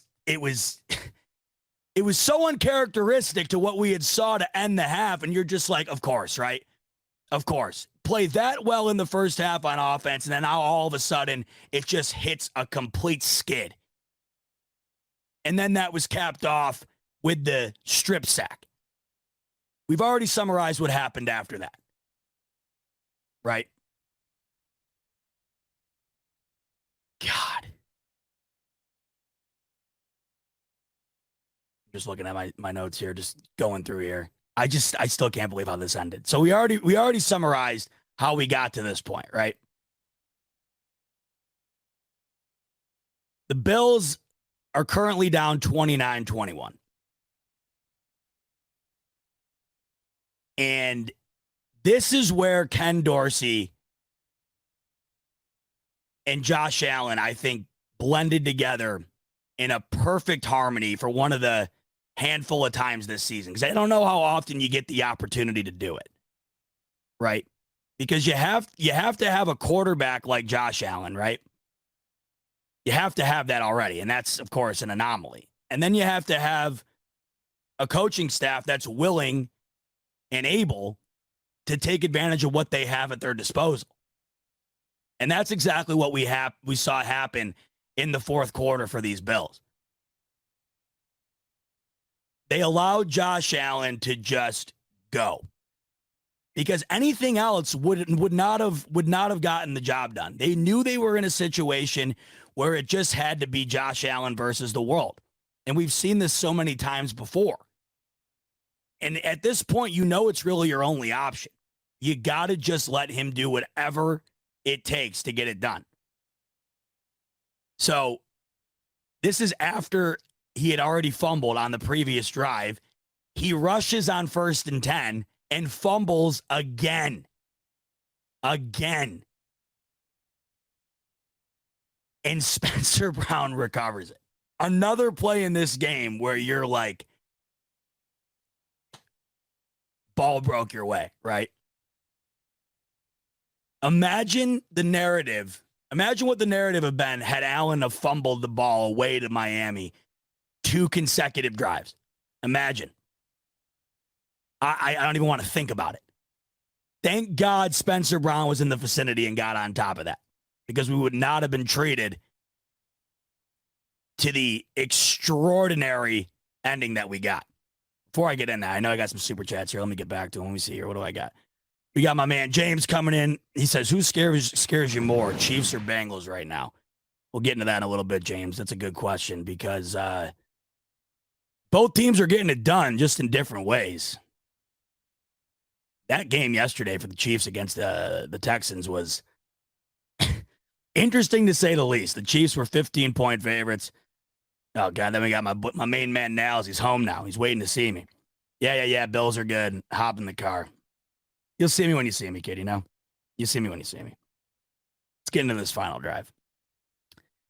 So, it's already off to a rocky start, right? Oh, this isn't the final drive, by the way. I keep thinking that because it was my favorite drive of the game. But it's the second to last drive. So you fumble that ball, you get it back. Thank God for Spencer Brown. It's the best play he's probably ever made as a Bill. Being in the right place at the right time, recovering their own fumble. Right after that, James Cook comes alive, 16-yard rush. And now it's time to take the training wheels off, let Allen get to work. Designed run, the run of the year for J.A., his second longest rush of his career, a 44-yard banger. A 44-yard home run for Josh Allen that had this crowd back to life. Back to life after the strip sack. Dolphins up by 8. This brought the crowd back to life because you knew right then and there the Bills were in business. They had a chance to knot this up. And that run just goes to show you how valuable a guy like Josh Allen is to the team.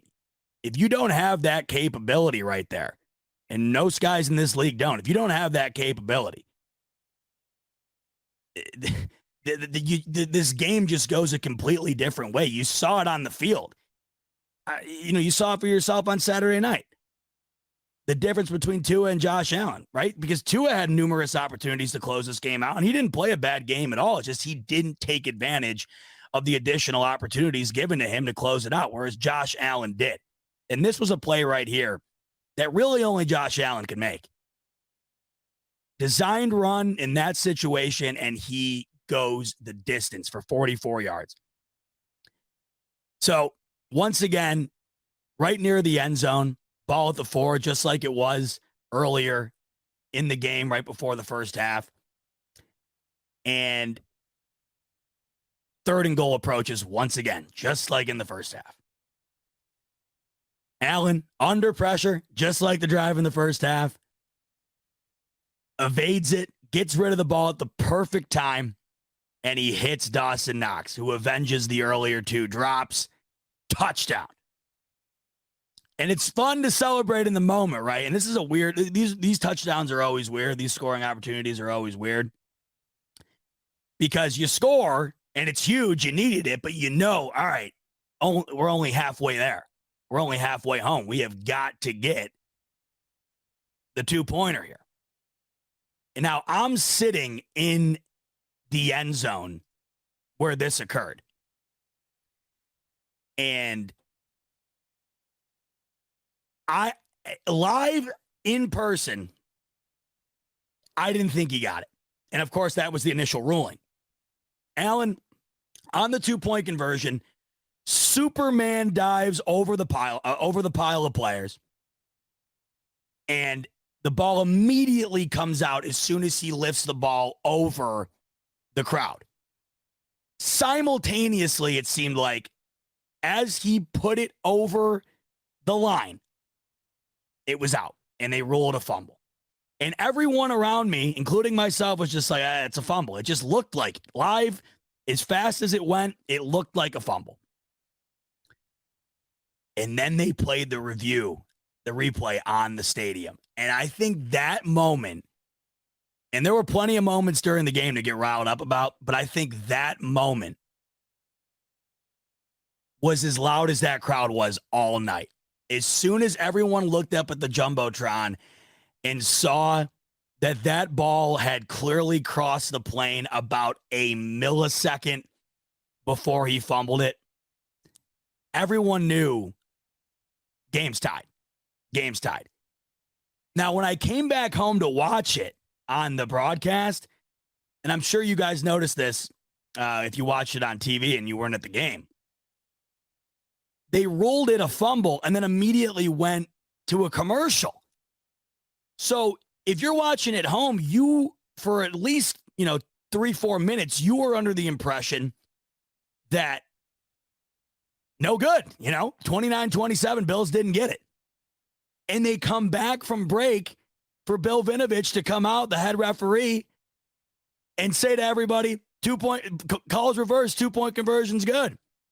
But this was one of those moments, I think, that what makes this game like so much more, I guess, memorable for me as far as just being there. It was because there was that long period of time where they were in the commercial break and they were doing the review, where everyone in that crowd knew that Allen got it, but they still, including myself, still were unable to come to terms with it until the call was actually reversed by the referee. Finally, he comes out, reverses it. Place was absolutely rocking. And it's a tie ball game. It's a tie ball game. Now, I'm just noticing that, and this comes down to the fact that I write like a 4th grader with a crayon using his opposite hand. I flip-flopped the drives earlier. And I guess that's what happens when this game had so many great moments, is that you can easily confuse yourself. But I flip-flopped the drives. So what I said earlier, it's like classic bot. Can you ever go a week without, just having an absolute brain blow? I flip-flopped the drive. So the drive after the strip sack was not a drive where the Bills punted and Tyreek Hill had that catch behind the line where Teron Johnson blew it up. That drive resulted in a field goal. That's how Miami got from 26 to 29, and that's how it wound up being an 8-point game. It was that drive and I'm scrolling back up here because I want to make sure there was on that drive in particular, it was another one of those drives where I'd highlighted because there was 3 moments, and this is what I wanted to get at for this drive before we get into the into what happened next. It was this drive where once again the Dolphins were in Bills territory on their way down into the red or towards the red zone, either in it or outside of it. Once again, another one of these moments where they get into a 3rd and 1 situation. And wait, you know what? Am I reading this wrong? You know what? I don't even think I flip-flopped this. I mean, I can't even read my own handwriting right now. The fourth quarter blended together into one gigantic anxiety attack and also one gigantic euphoric high. And that's why I'm like absolutely like mixing together everything right now. No, okay, I'm an idiot. Nothing new there. All of that stuff did happen that I talked about earlier, but I said they punted it, but they kicked the field goal. That's the only difference. Jesus H.F. There's always one, though. You know that. All the loyal fanatics, you know there's always going to be one a week. You got to just give me my mulligan. So they got the field goal on that one, whatever. It's the next drive. It's the next drive where the punt occurs, of course, because that's how the Bills wind up starting the 95-yard drive for T. Bass to money it up and win this bitch.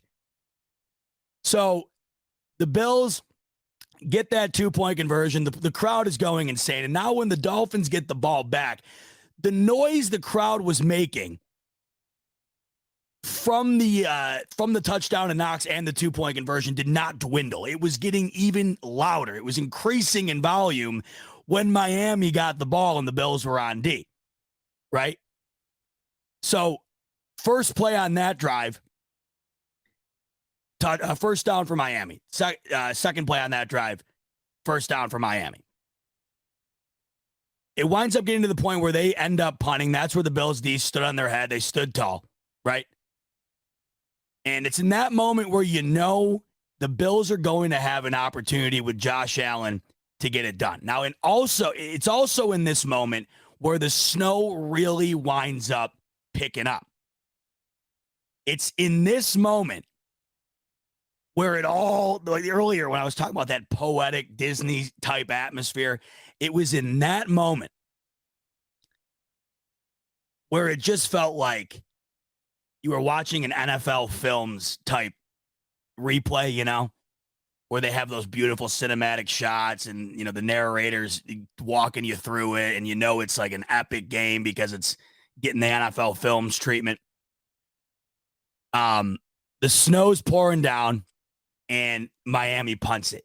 Now, if you remember correctly, and I was terrified, Nyheim Hines fields the punt, but he doesn't field it like you traditionally do. He catches it with 2 hands. And if you go back and watch the replay, he almost catches it with his helmet.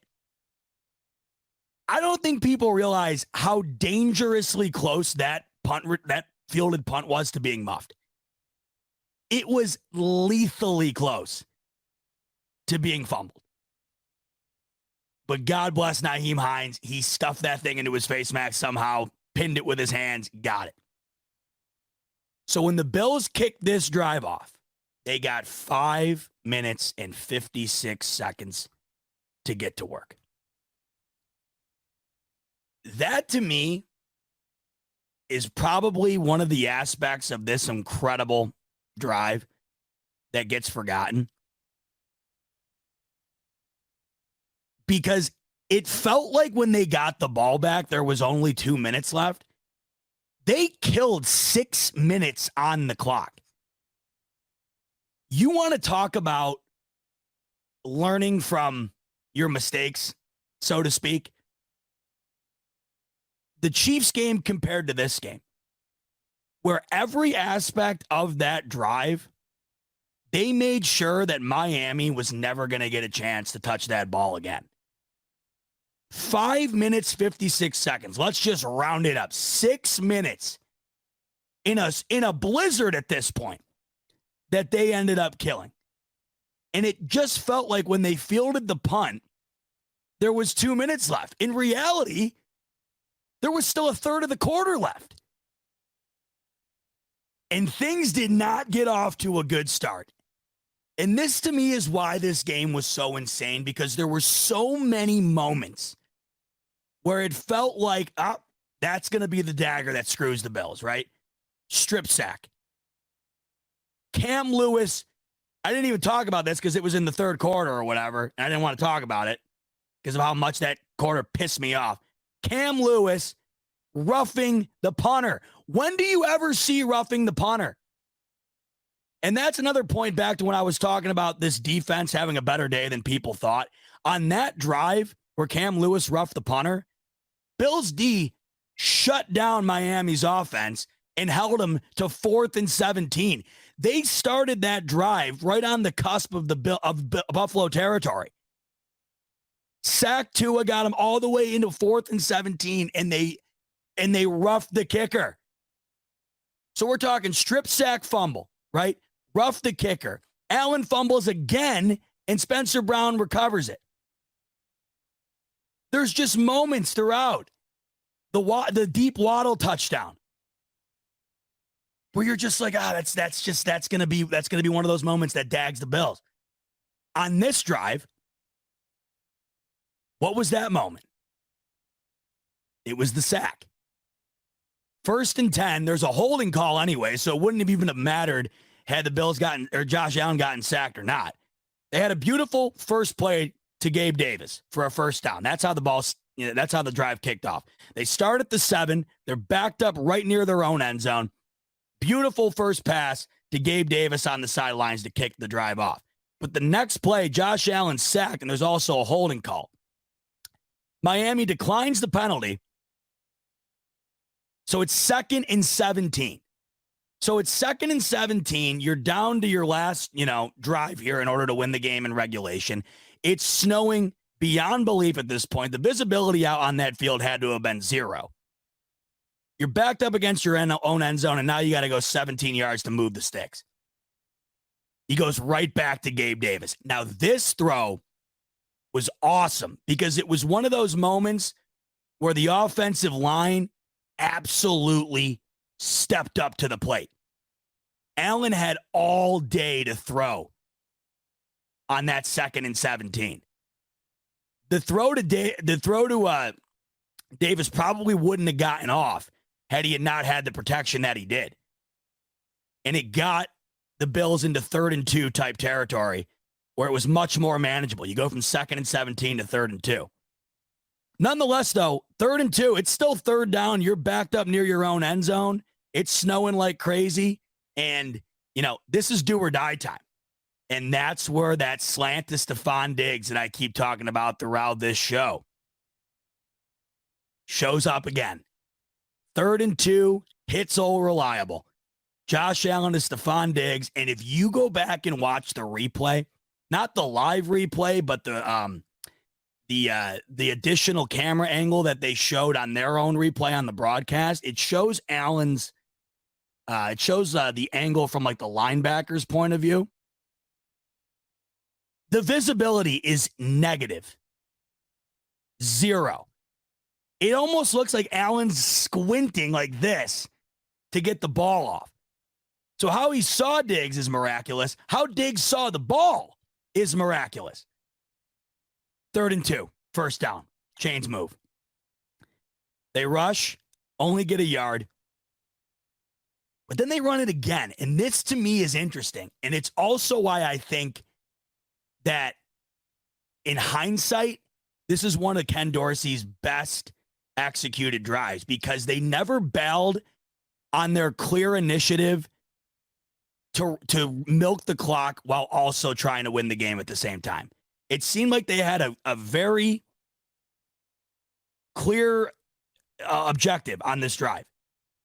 Getting scoring territory, but also make sure Miami never sees the ball again. because you run the ball on 1st and 10 for a yard, and typically I'd be like, no way you run the ball again here.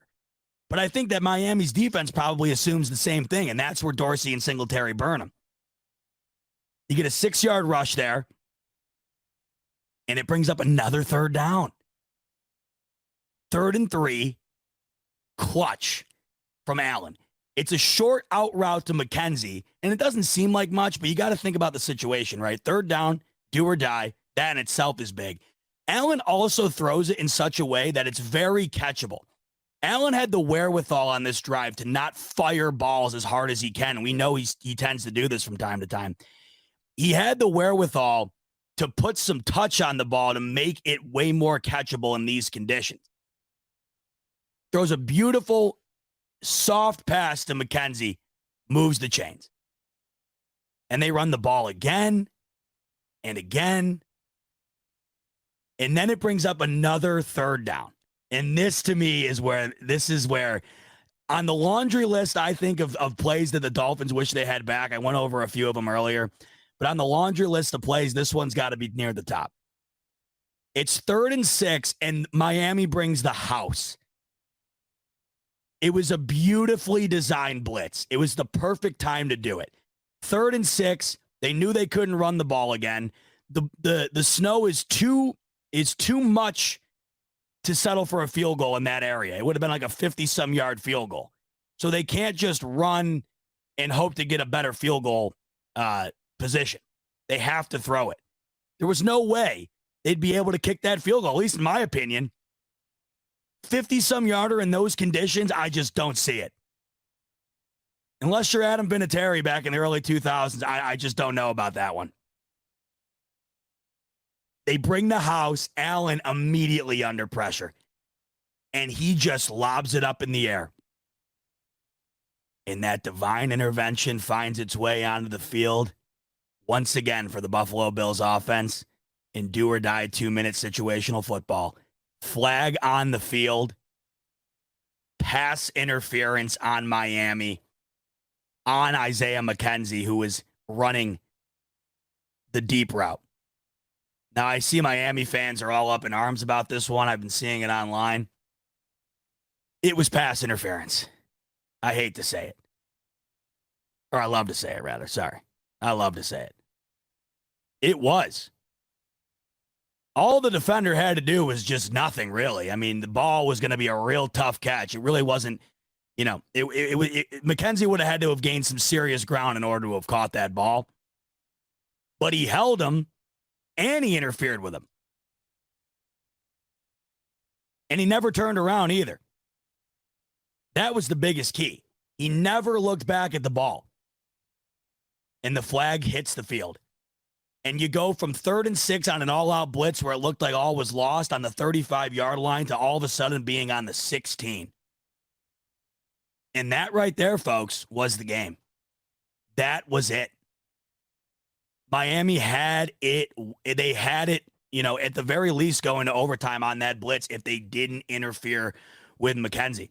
Next play, Singletary runs, and this is where I know a lot of fantasy owners and or bettors who had -7 are upset with the motor because he runs the ball up the gut and he slides. Now, people in the stands around me thought that that Miami had allowed Singletary through to score. Even I, at the time, had thought that that was a possibility watching it live in the stadium. When I came back home and watched it on the replay, I don't think they let him through because they were trying to tackle him when he got near the 1st down marker. They just couldn't get to him, but he slid. And that's back to the point I was making earlier where you want to talk about learning from your mistakes. In the Chiefs game, they knew 13 seconds. Sometimes it's just too much. It's just too much. And at that point, there was 34 seconds. And Miami had no more timeouts. Now, the next play is 3rd and 1, and Buffalo still has 2 timeouts. In my opinion, if I'm coaching, I would have ran it on 3rd and 1. Because at that point, Miami has no more timeouts. And in that weather, without any timeouts, 30 seconds having to go, 50 yards for field goal range, if that, or at the minimum with that weather, a lot to ask. But they have enough faith in Tyler Bass and this special teams unit to just put the ball in their hands. So Allen takes the ball out of the gun, knee, and that's all she wrote. The best was when we were watching from the end zone there, the immediate, the immediate reaction from the Bills special teams unit to go over to where the ball was going to be snapped and held and wipe down the field in order to clear off the snow to make sure it was adequate enough to get a kickoff. And Tyler Bass, man, probably the most underrated kicker in this league. He's just been nothing but money. You can't spell Bass without $2 at the end of the BA. You just can't. And that's all she wrote. It was an extraordinary game to be at, to be a fan of, to watch, and to just be on the right side of. That's a heartbreaker if you're a Dolphins fan, especially how much it hurts their postseason chances. The Miami Dolphins were 8-3 3 weeks ago. And now they're 8-6. Currently the 7th seed in the playoffs. Who would have thought? I mean, as much as I rag on Miami just because they pissed me off, I did not see them bowing out of the playoffs. Just seemed like their offense was too good. But it's not looking good. And it's not looking good for the Jets, and it's not looking good for the Patriots, and how quickly the narrative can flip. I tweeted this out a couple of weeks ago. I said, it's amazing how quickly things can change. This was before Cincinnati beat the Chiefs, and this was before there was another game we needed to have happen. There was 2 games we needed to have happen. Oh, and it was Miami losing too. Oh yeah, it was San Francisco beating the Dolphins, and it was the Bengals beating the Chiefs. I said, it's amazing how quickly things can change. The Bills can go from being the 5 or 6 seed to the 1 seed within a weekend here. And that's exactly what happened. And then 2 short weeks later, the Bills still remain the 1 seed, and the team that many thought would contend with the Bills for the championship in the AFC East is now barely in a playoff spot.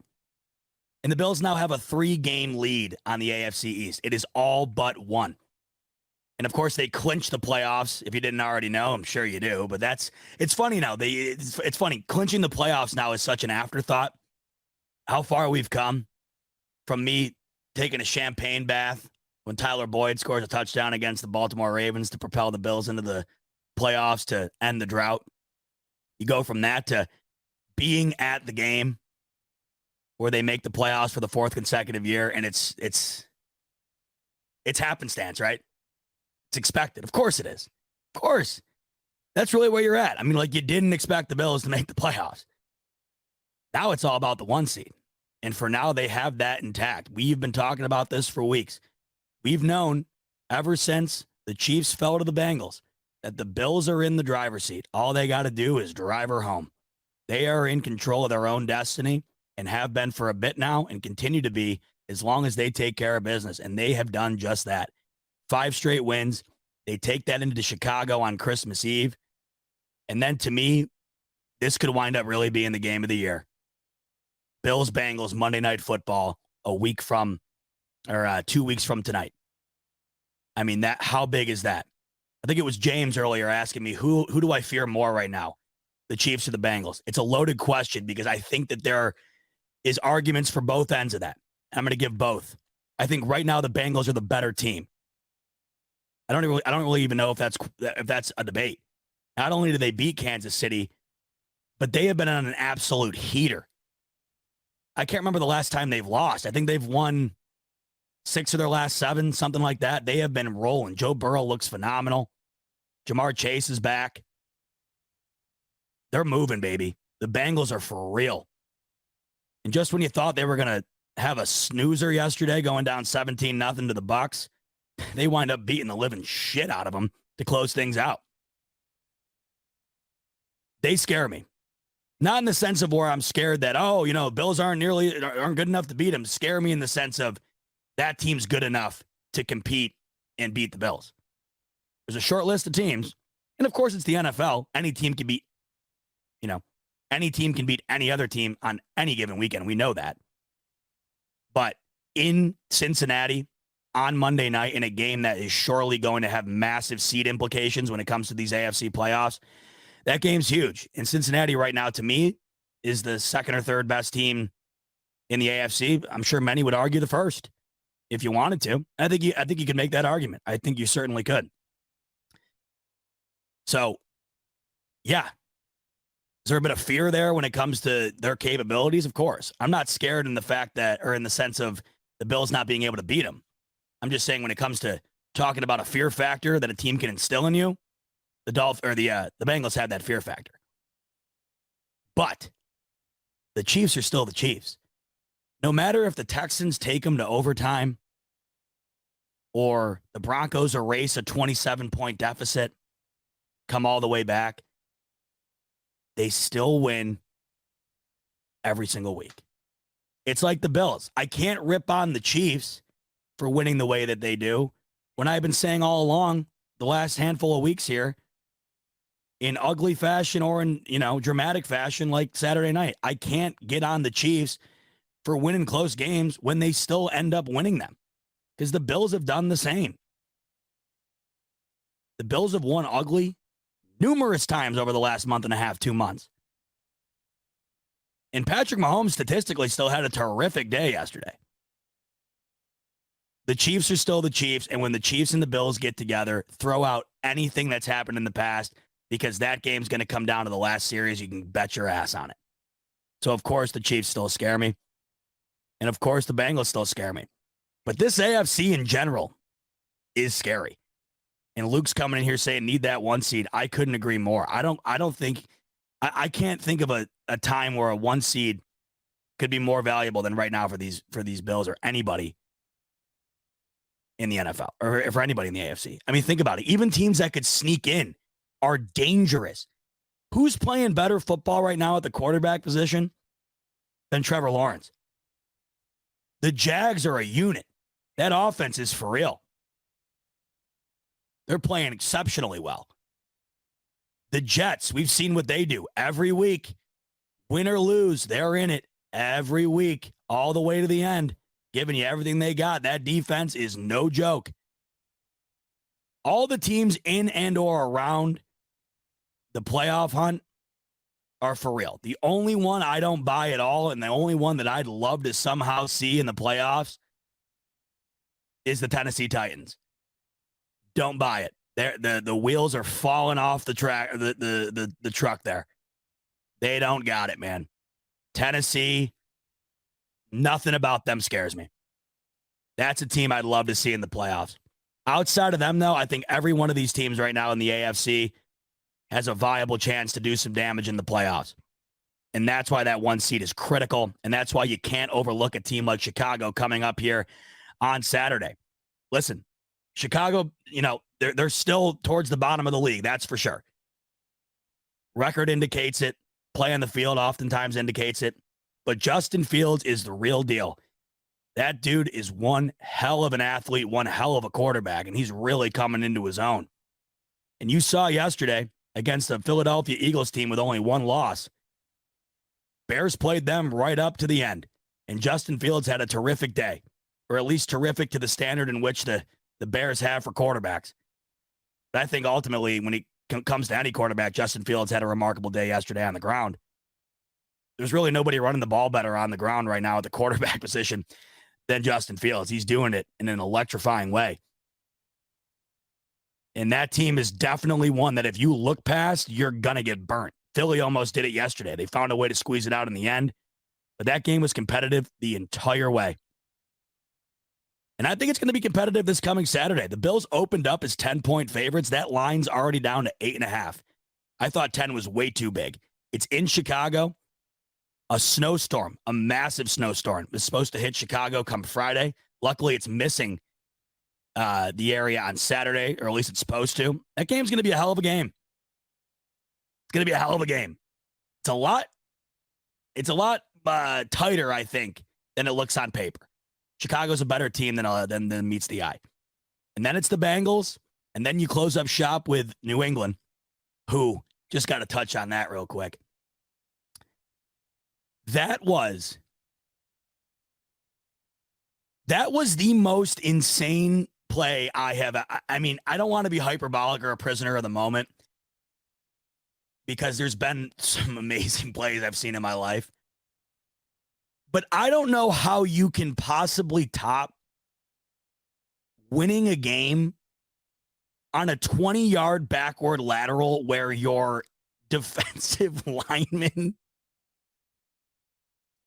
picks it off in the air, truck sticks Mac Jones into the depths of the earth, and house calls it. That was one of the most miraculous endings I have ever seen in any sport. You want to know what I was doing? I laughed my ass off. I got a buddy of mine, my buddy Ram. He can attest to this because he called me. And we sat on the phone and we laughed to the point of tears for probably 10 straight minutes. It was so, what I had just witnessed was so unfathomable that I was driven to laughter. None of it made sense. First of all, why was New England doing that? It was tied. It wasn't like they were down a touchdown and they absolutely had to get in the end zone or the game was over. They're running the Stanford band hook and ladder at the end of the game where it's a tie ball game and you can just take a knee and go to overtime. But not only that, you're throwing a backwards lateral 20 yards back towards the other end zone to Mac Jones. I mean, you might as well be throwing it to Belichick. Mac Jones isn't going to do anything with that ball. He can't move. And the fact that he got truck stick stiff-armed into the ground on top of all of that was just the unbelievable top-notch icing on the cake. That play, like if you're a Bills fan or an AFC, East fan, AFC fan of a team that was just owned, dominated by the Patriots for so long, that was just orgasmic. There's no other way to put it. It's kind of like when Miami had the hook and ladder way back in the day where Gronk was playing safety for some God-forsaken reason. Gronkowski didn't have the angle. We all remember that one. That was that yesterday times 100. Because when Miami scored that touchdown, they were down by more than a field goal, or at least a field goal, not in field goal position. Either way, they had to score in regulation to keep the game going or win it. And the offense was the one that executed it. And you ran by Gronk, who to this day, I have no explanation for it, was playing safety. In this one, you throw a 20-yard backward lateral, and Chandler Jones, who was a former Patriot, is standing right there. It just falls in his lap. He turns around. Mac Jones is staring him in his grill, and he puts him into the earth. Puts him 6 feet under the ground and takes it the distance. That play was unbelievable. I'll never forget that one. Legendary. And it was also just one of the funniest things I've ever seen in my life. I have rewatched Mac Jones, and God bless Mac Jones. I'm starting to feel bad for him. I mean, he seems like a nice enough guy. I'd probably like him if he wasn't a Patriot, truth be told. The fact that they got no help around him, really, and you got Matt Patricia calling the plays out there, and it just looks like the poor kid is just hating everything about his career right now. It seems like every time they pan to him, he is yelling at somebody on the sidelines. And I can't blame him. You got a D coordinator calling your plays.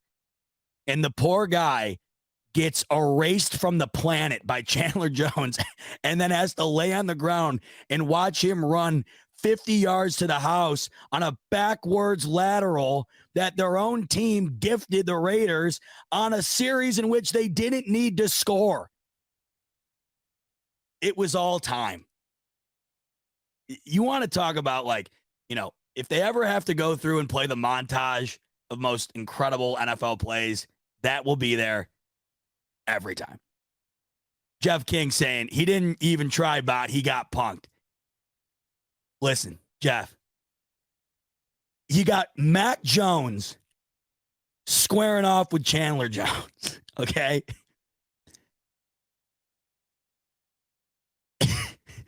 Mac Jones isn't winning that battle if he was given the, what's the juice you drink in Nazis in the COD zombies there? What is it, Juggernog or something like that? He wouldn't win that battle if Bruce Banner walked onto the middle of the field, inserted himself into Mac Jones' soul, and became the Incredible Hulk. Chandler Jones is going to erase Mac Jones every single time. I mean, I get what you're saying. I think the effort, you could have maybe sold it a bit more. Chandler Jones just did him so dirty, man. He pretty much did what Derrick Henry did to Josh Norman in the Bills-Titans game a couple years ago, but in a much more dramatic and electrifying way. Just unbelievable. So that's that, folks. That's that. 11-3. And you look back at when how the season started, how it's, went post-bye. And I keep saying this. You would have signed up for it. You would have signed up for 11-3. Right? You would have. I know I would have. If somebody came to you preseason and said, hey, going into week 16, would you sign up for the Bills being 11-3, 3-game lead in the AFC East, and current hold of the 1 seed in the AFC? Where do I sign? Do you have a pen? And it's looking promising. It's looking promising. The key here, you cannot overlook the Bears. You know the age-old cliche, the trap game. That's a trap game. Don't fall into the trap. Before we close up shop tonight, I want to round out my talk on Josh Allen's performance the other night, because we talked about those 2 drives in depth, mainly because those were the 2 biggest drives of the game. Or the 3 drives, rather, the one right before the half and the 2 final drives for the Bills offense. But I want to talk about Josh Allen's overall game and what that might mean for him personally moving forward. Because, look, he doesn't care about the MVP. I don't particularly care about the MVP. I care about winning the Super Bowl. Allen cares about winning the Super Bowl. That's all the Bills care about. But you would be lying to yourself if you didn't think Allen winning the Super Bowl wouldn't just be so cool for so many reasons. For us fans, for him, and for this franchise. I mean, to know that you not that we need a reassurance, right? But to have Allen solidify himself as MVP, you can never take that away. To have that cemented in his legacy and in this franchise's legacy, it would be huge. And I know he's fallen down the ranks a bit for sure, especially in the betting odds. He went from number 1. Now he's fallen to 3. Saturday night is as much of an MVP performance as you'll ever see, whether he wins it or not. Do I think he's going to win it? Potentially. And I'll get into that in a second. But even if he doesn't, and even if he never does, it's nights like that that show you that, trophy or not, you got an MVP caliber quarterback manning the ship for this Buffalo Bills team, and you're always going to have an opportunity to win the game. I don't really know. I mean, it really, to me, in my mind, it's Mahomes and that's it when it comes to a game like the other night, as far as, a quarterback winning that game the way the Bills did. It was just unearthly. It truly was. The series before the half, the running, the final 2 drives, I tweeted this out earlier, and I thought it was a great way to put it. I love Colin Cowherd. I listen to him all the time. You guys know that, even though I know it's, I know he, I know everybody gets on Colin because he's had certain takes about the Bills in the past. But hey, we all have a right to be wrong and change our mind or whatever.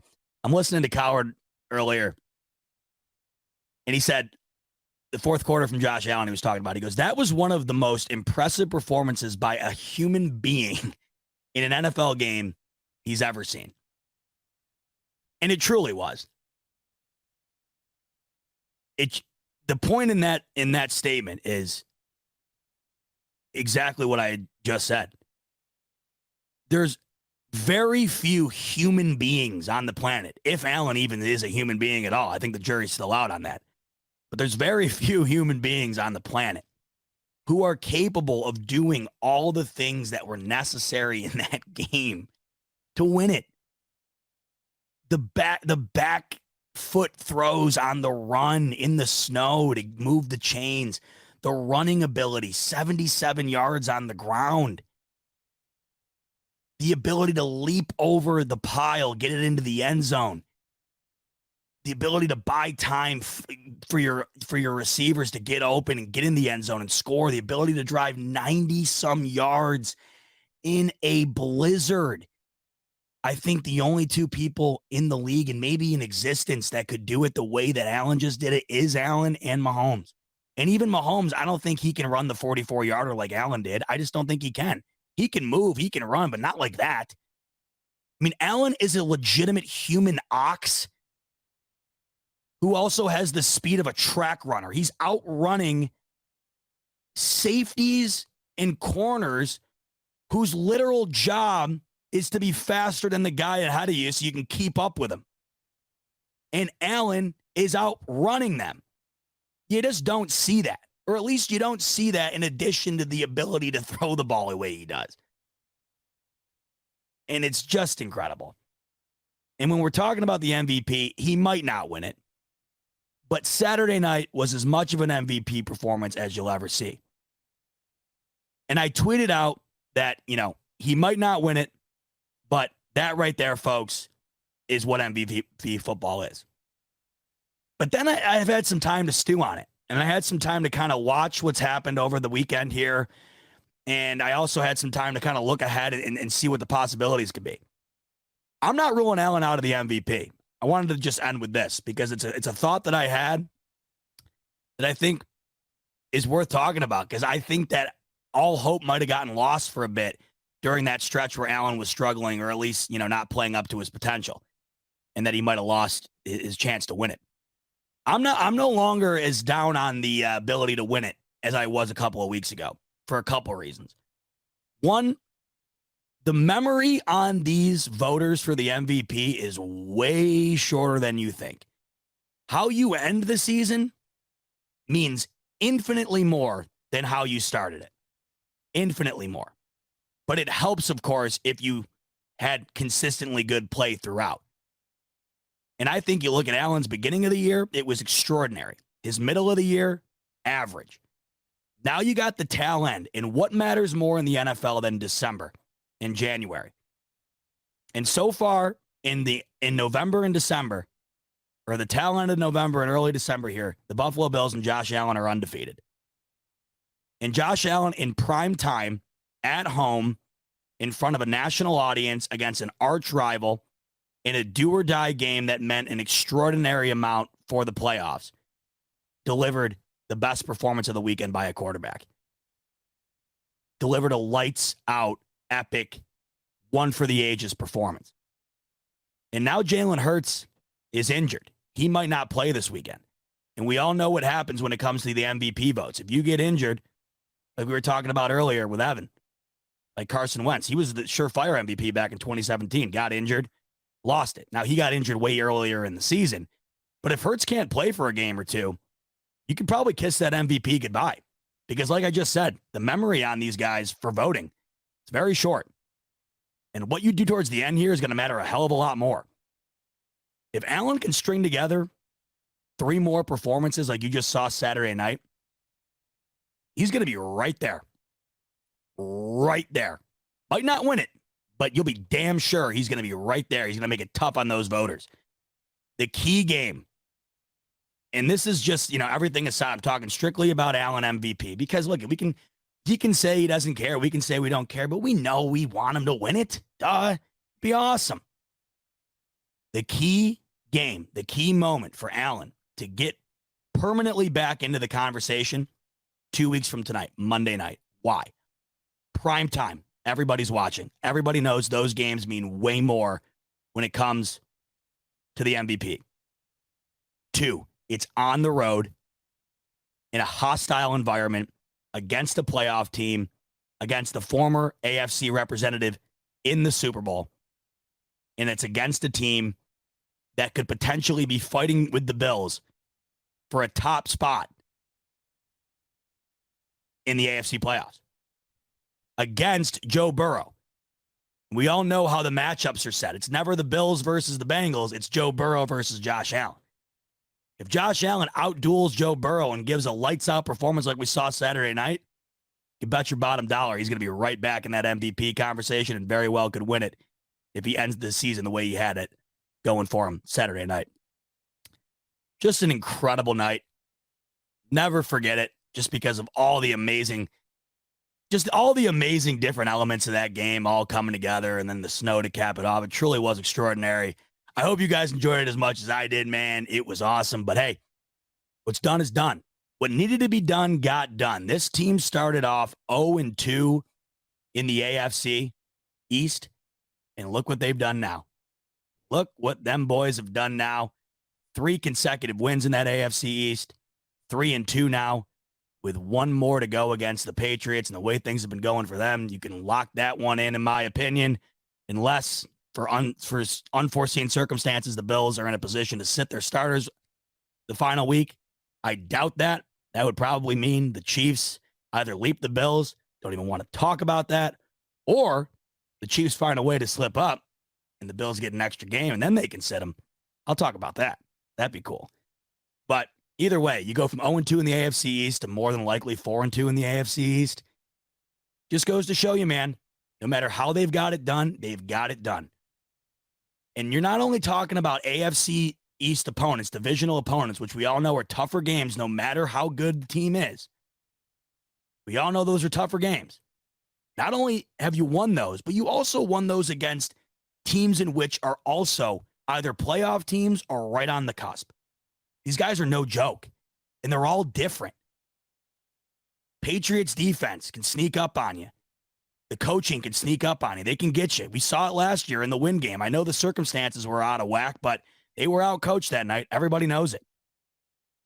The Jets, their defense, took it to us in the first matchup. We know what can happen there. And then Miami. We know they got a serviceable defense themselves and a lights-out offense when they're clicking. Bills beat all 3 back to back to back. Not to mention that extraordinary win over the Lions, which I'm not kidding you, man. You're going to look back at this season, I think, and realize that win over the Lions was probably one of the best wins of the year. This Lions team is just no joke, man. And I have like the utmost respect and expectations for them moving forward, not only this season, but into next year. I think with the NFC kind of dwindling off the way it has been, the Lions are going to be there, man. They're going to be there. And I love Dan Campbell. I don't know how you couldn't. I hope he wins Coach of the Year. If they continue to win and make the playoffs, he's going to win it. And that'd be awesome. That dude's awesome. But you're going to look back on that. Hell, you can look back on that right now. That game was massive. The Bills are the only team to have beat them in about the last 2 months.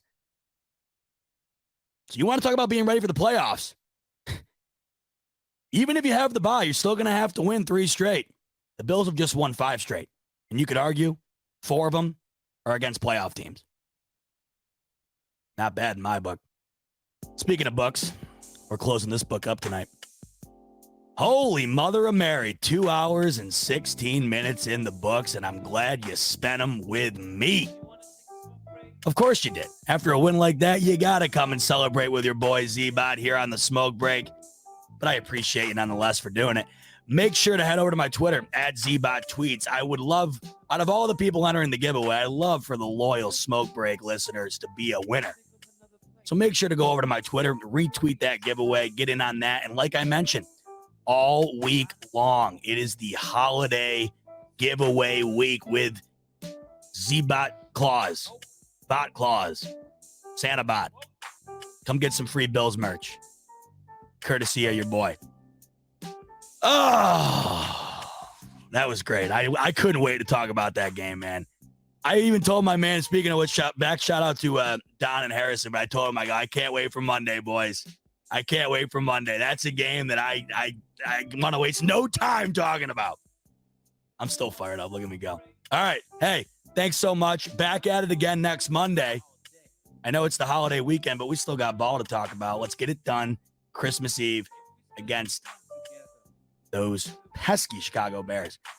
I won't see you till then, though. So, hey, happy holidays for those who celebrate Hanukkah. Happy Hanukkah. And for the Christmas day coming up on Sunday, a very Merry Christmas to you and yours.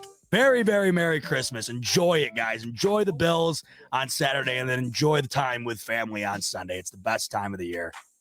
Let's get an early present from J.A. and the boys. Merry Christmas, everybody. And as always, go Bills.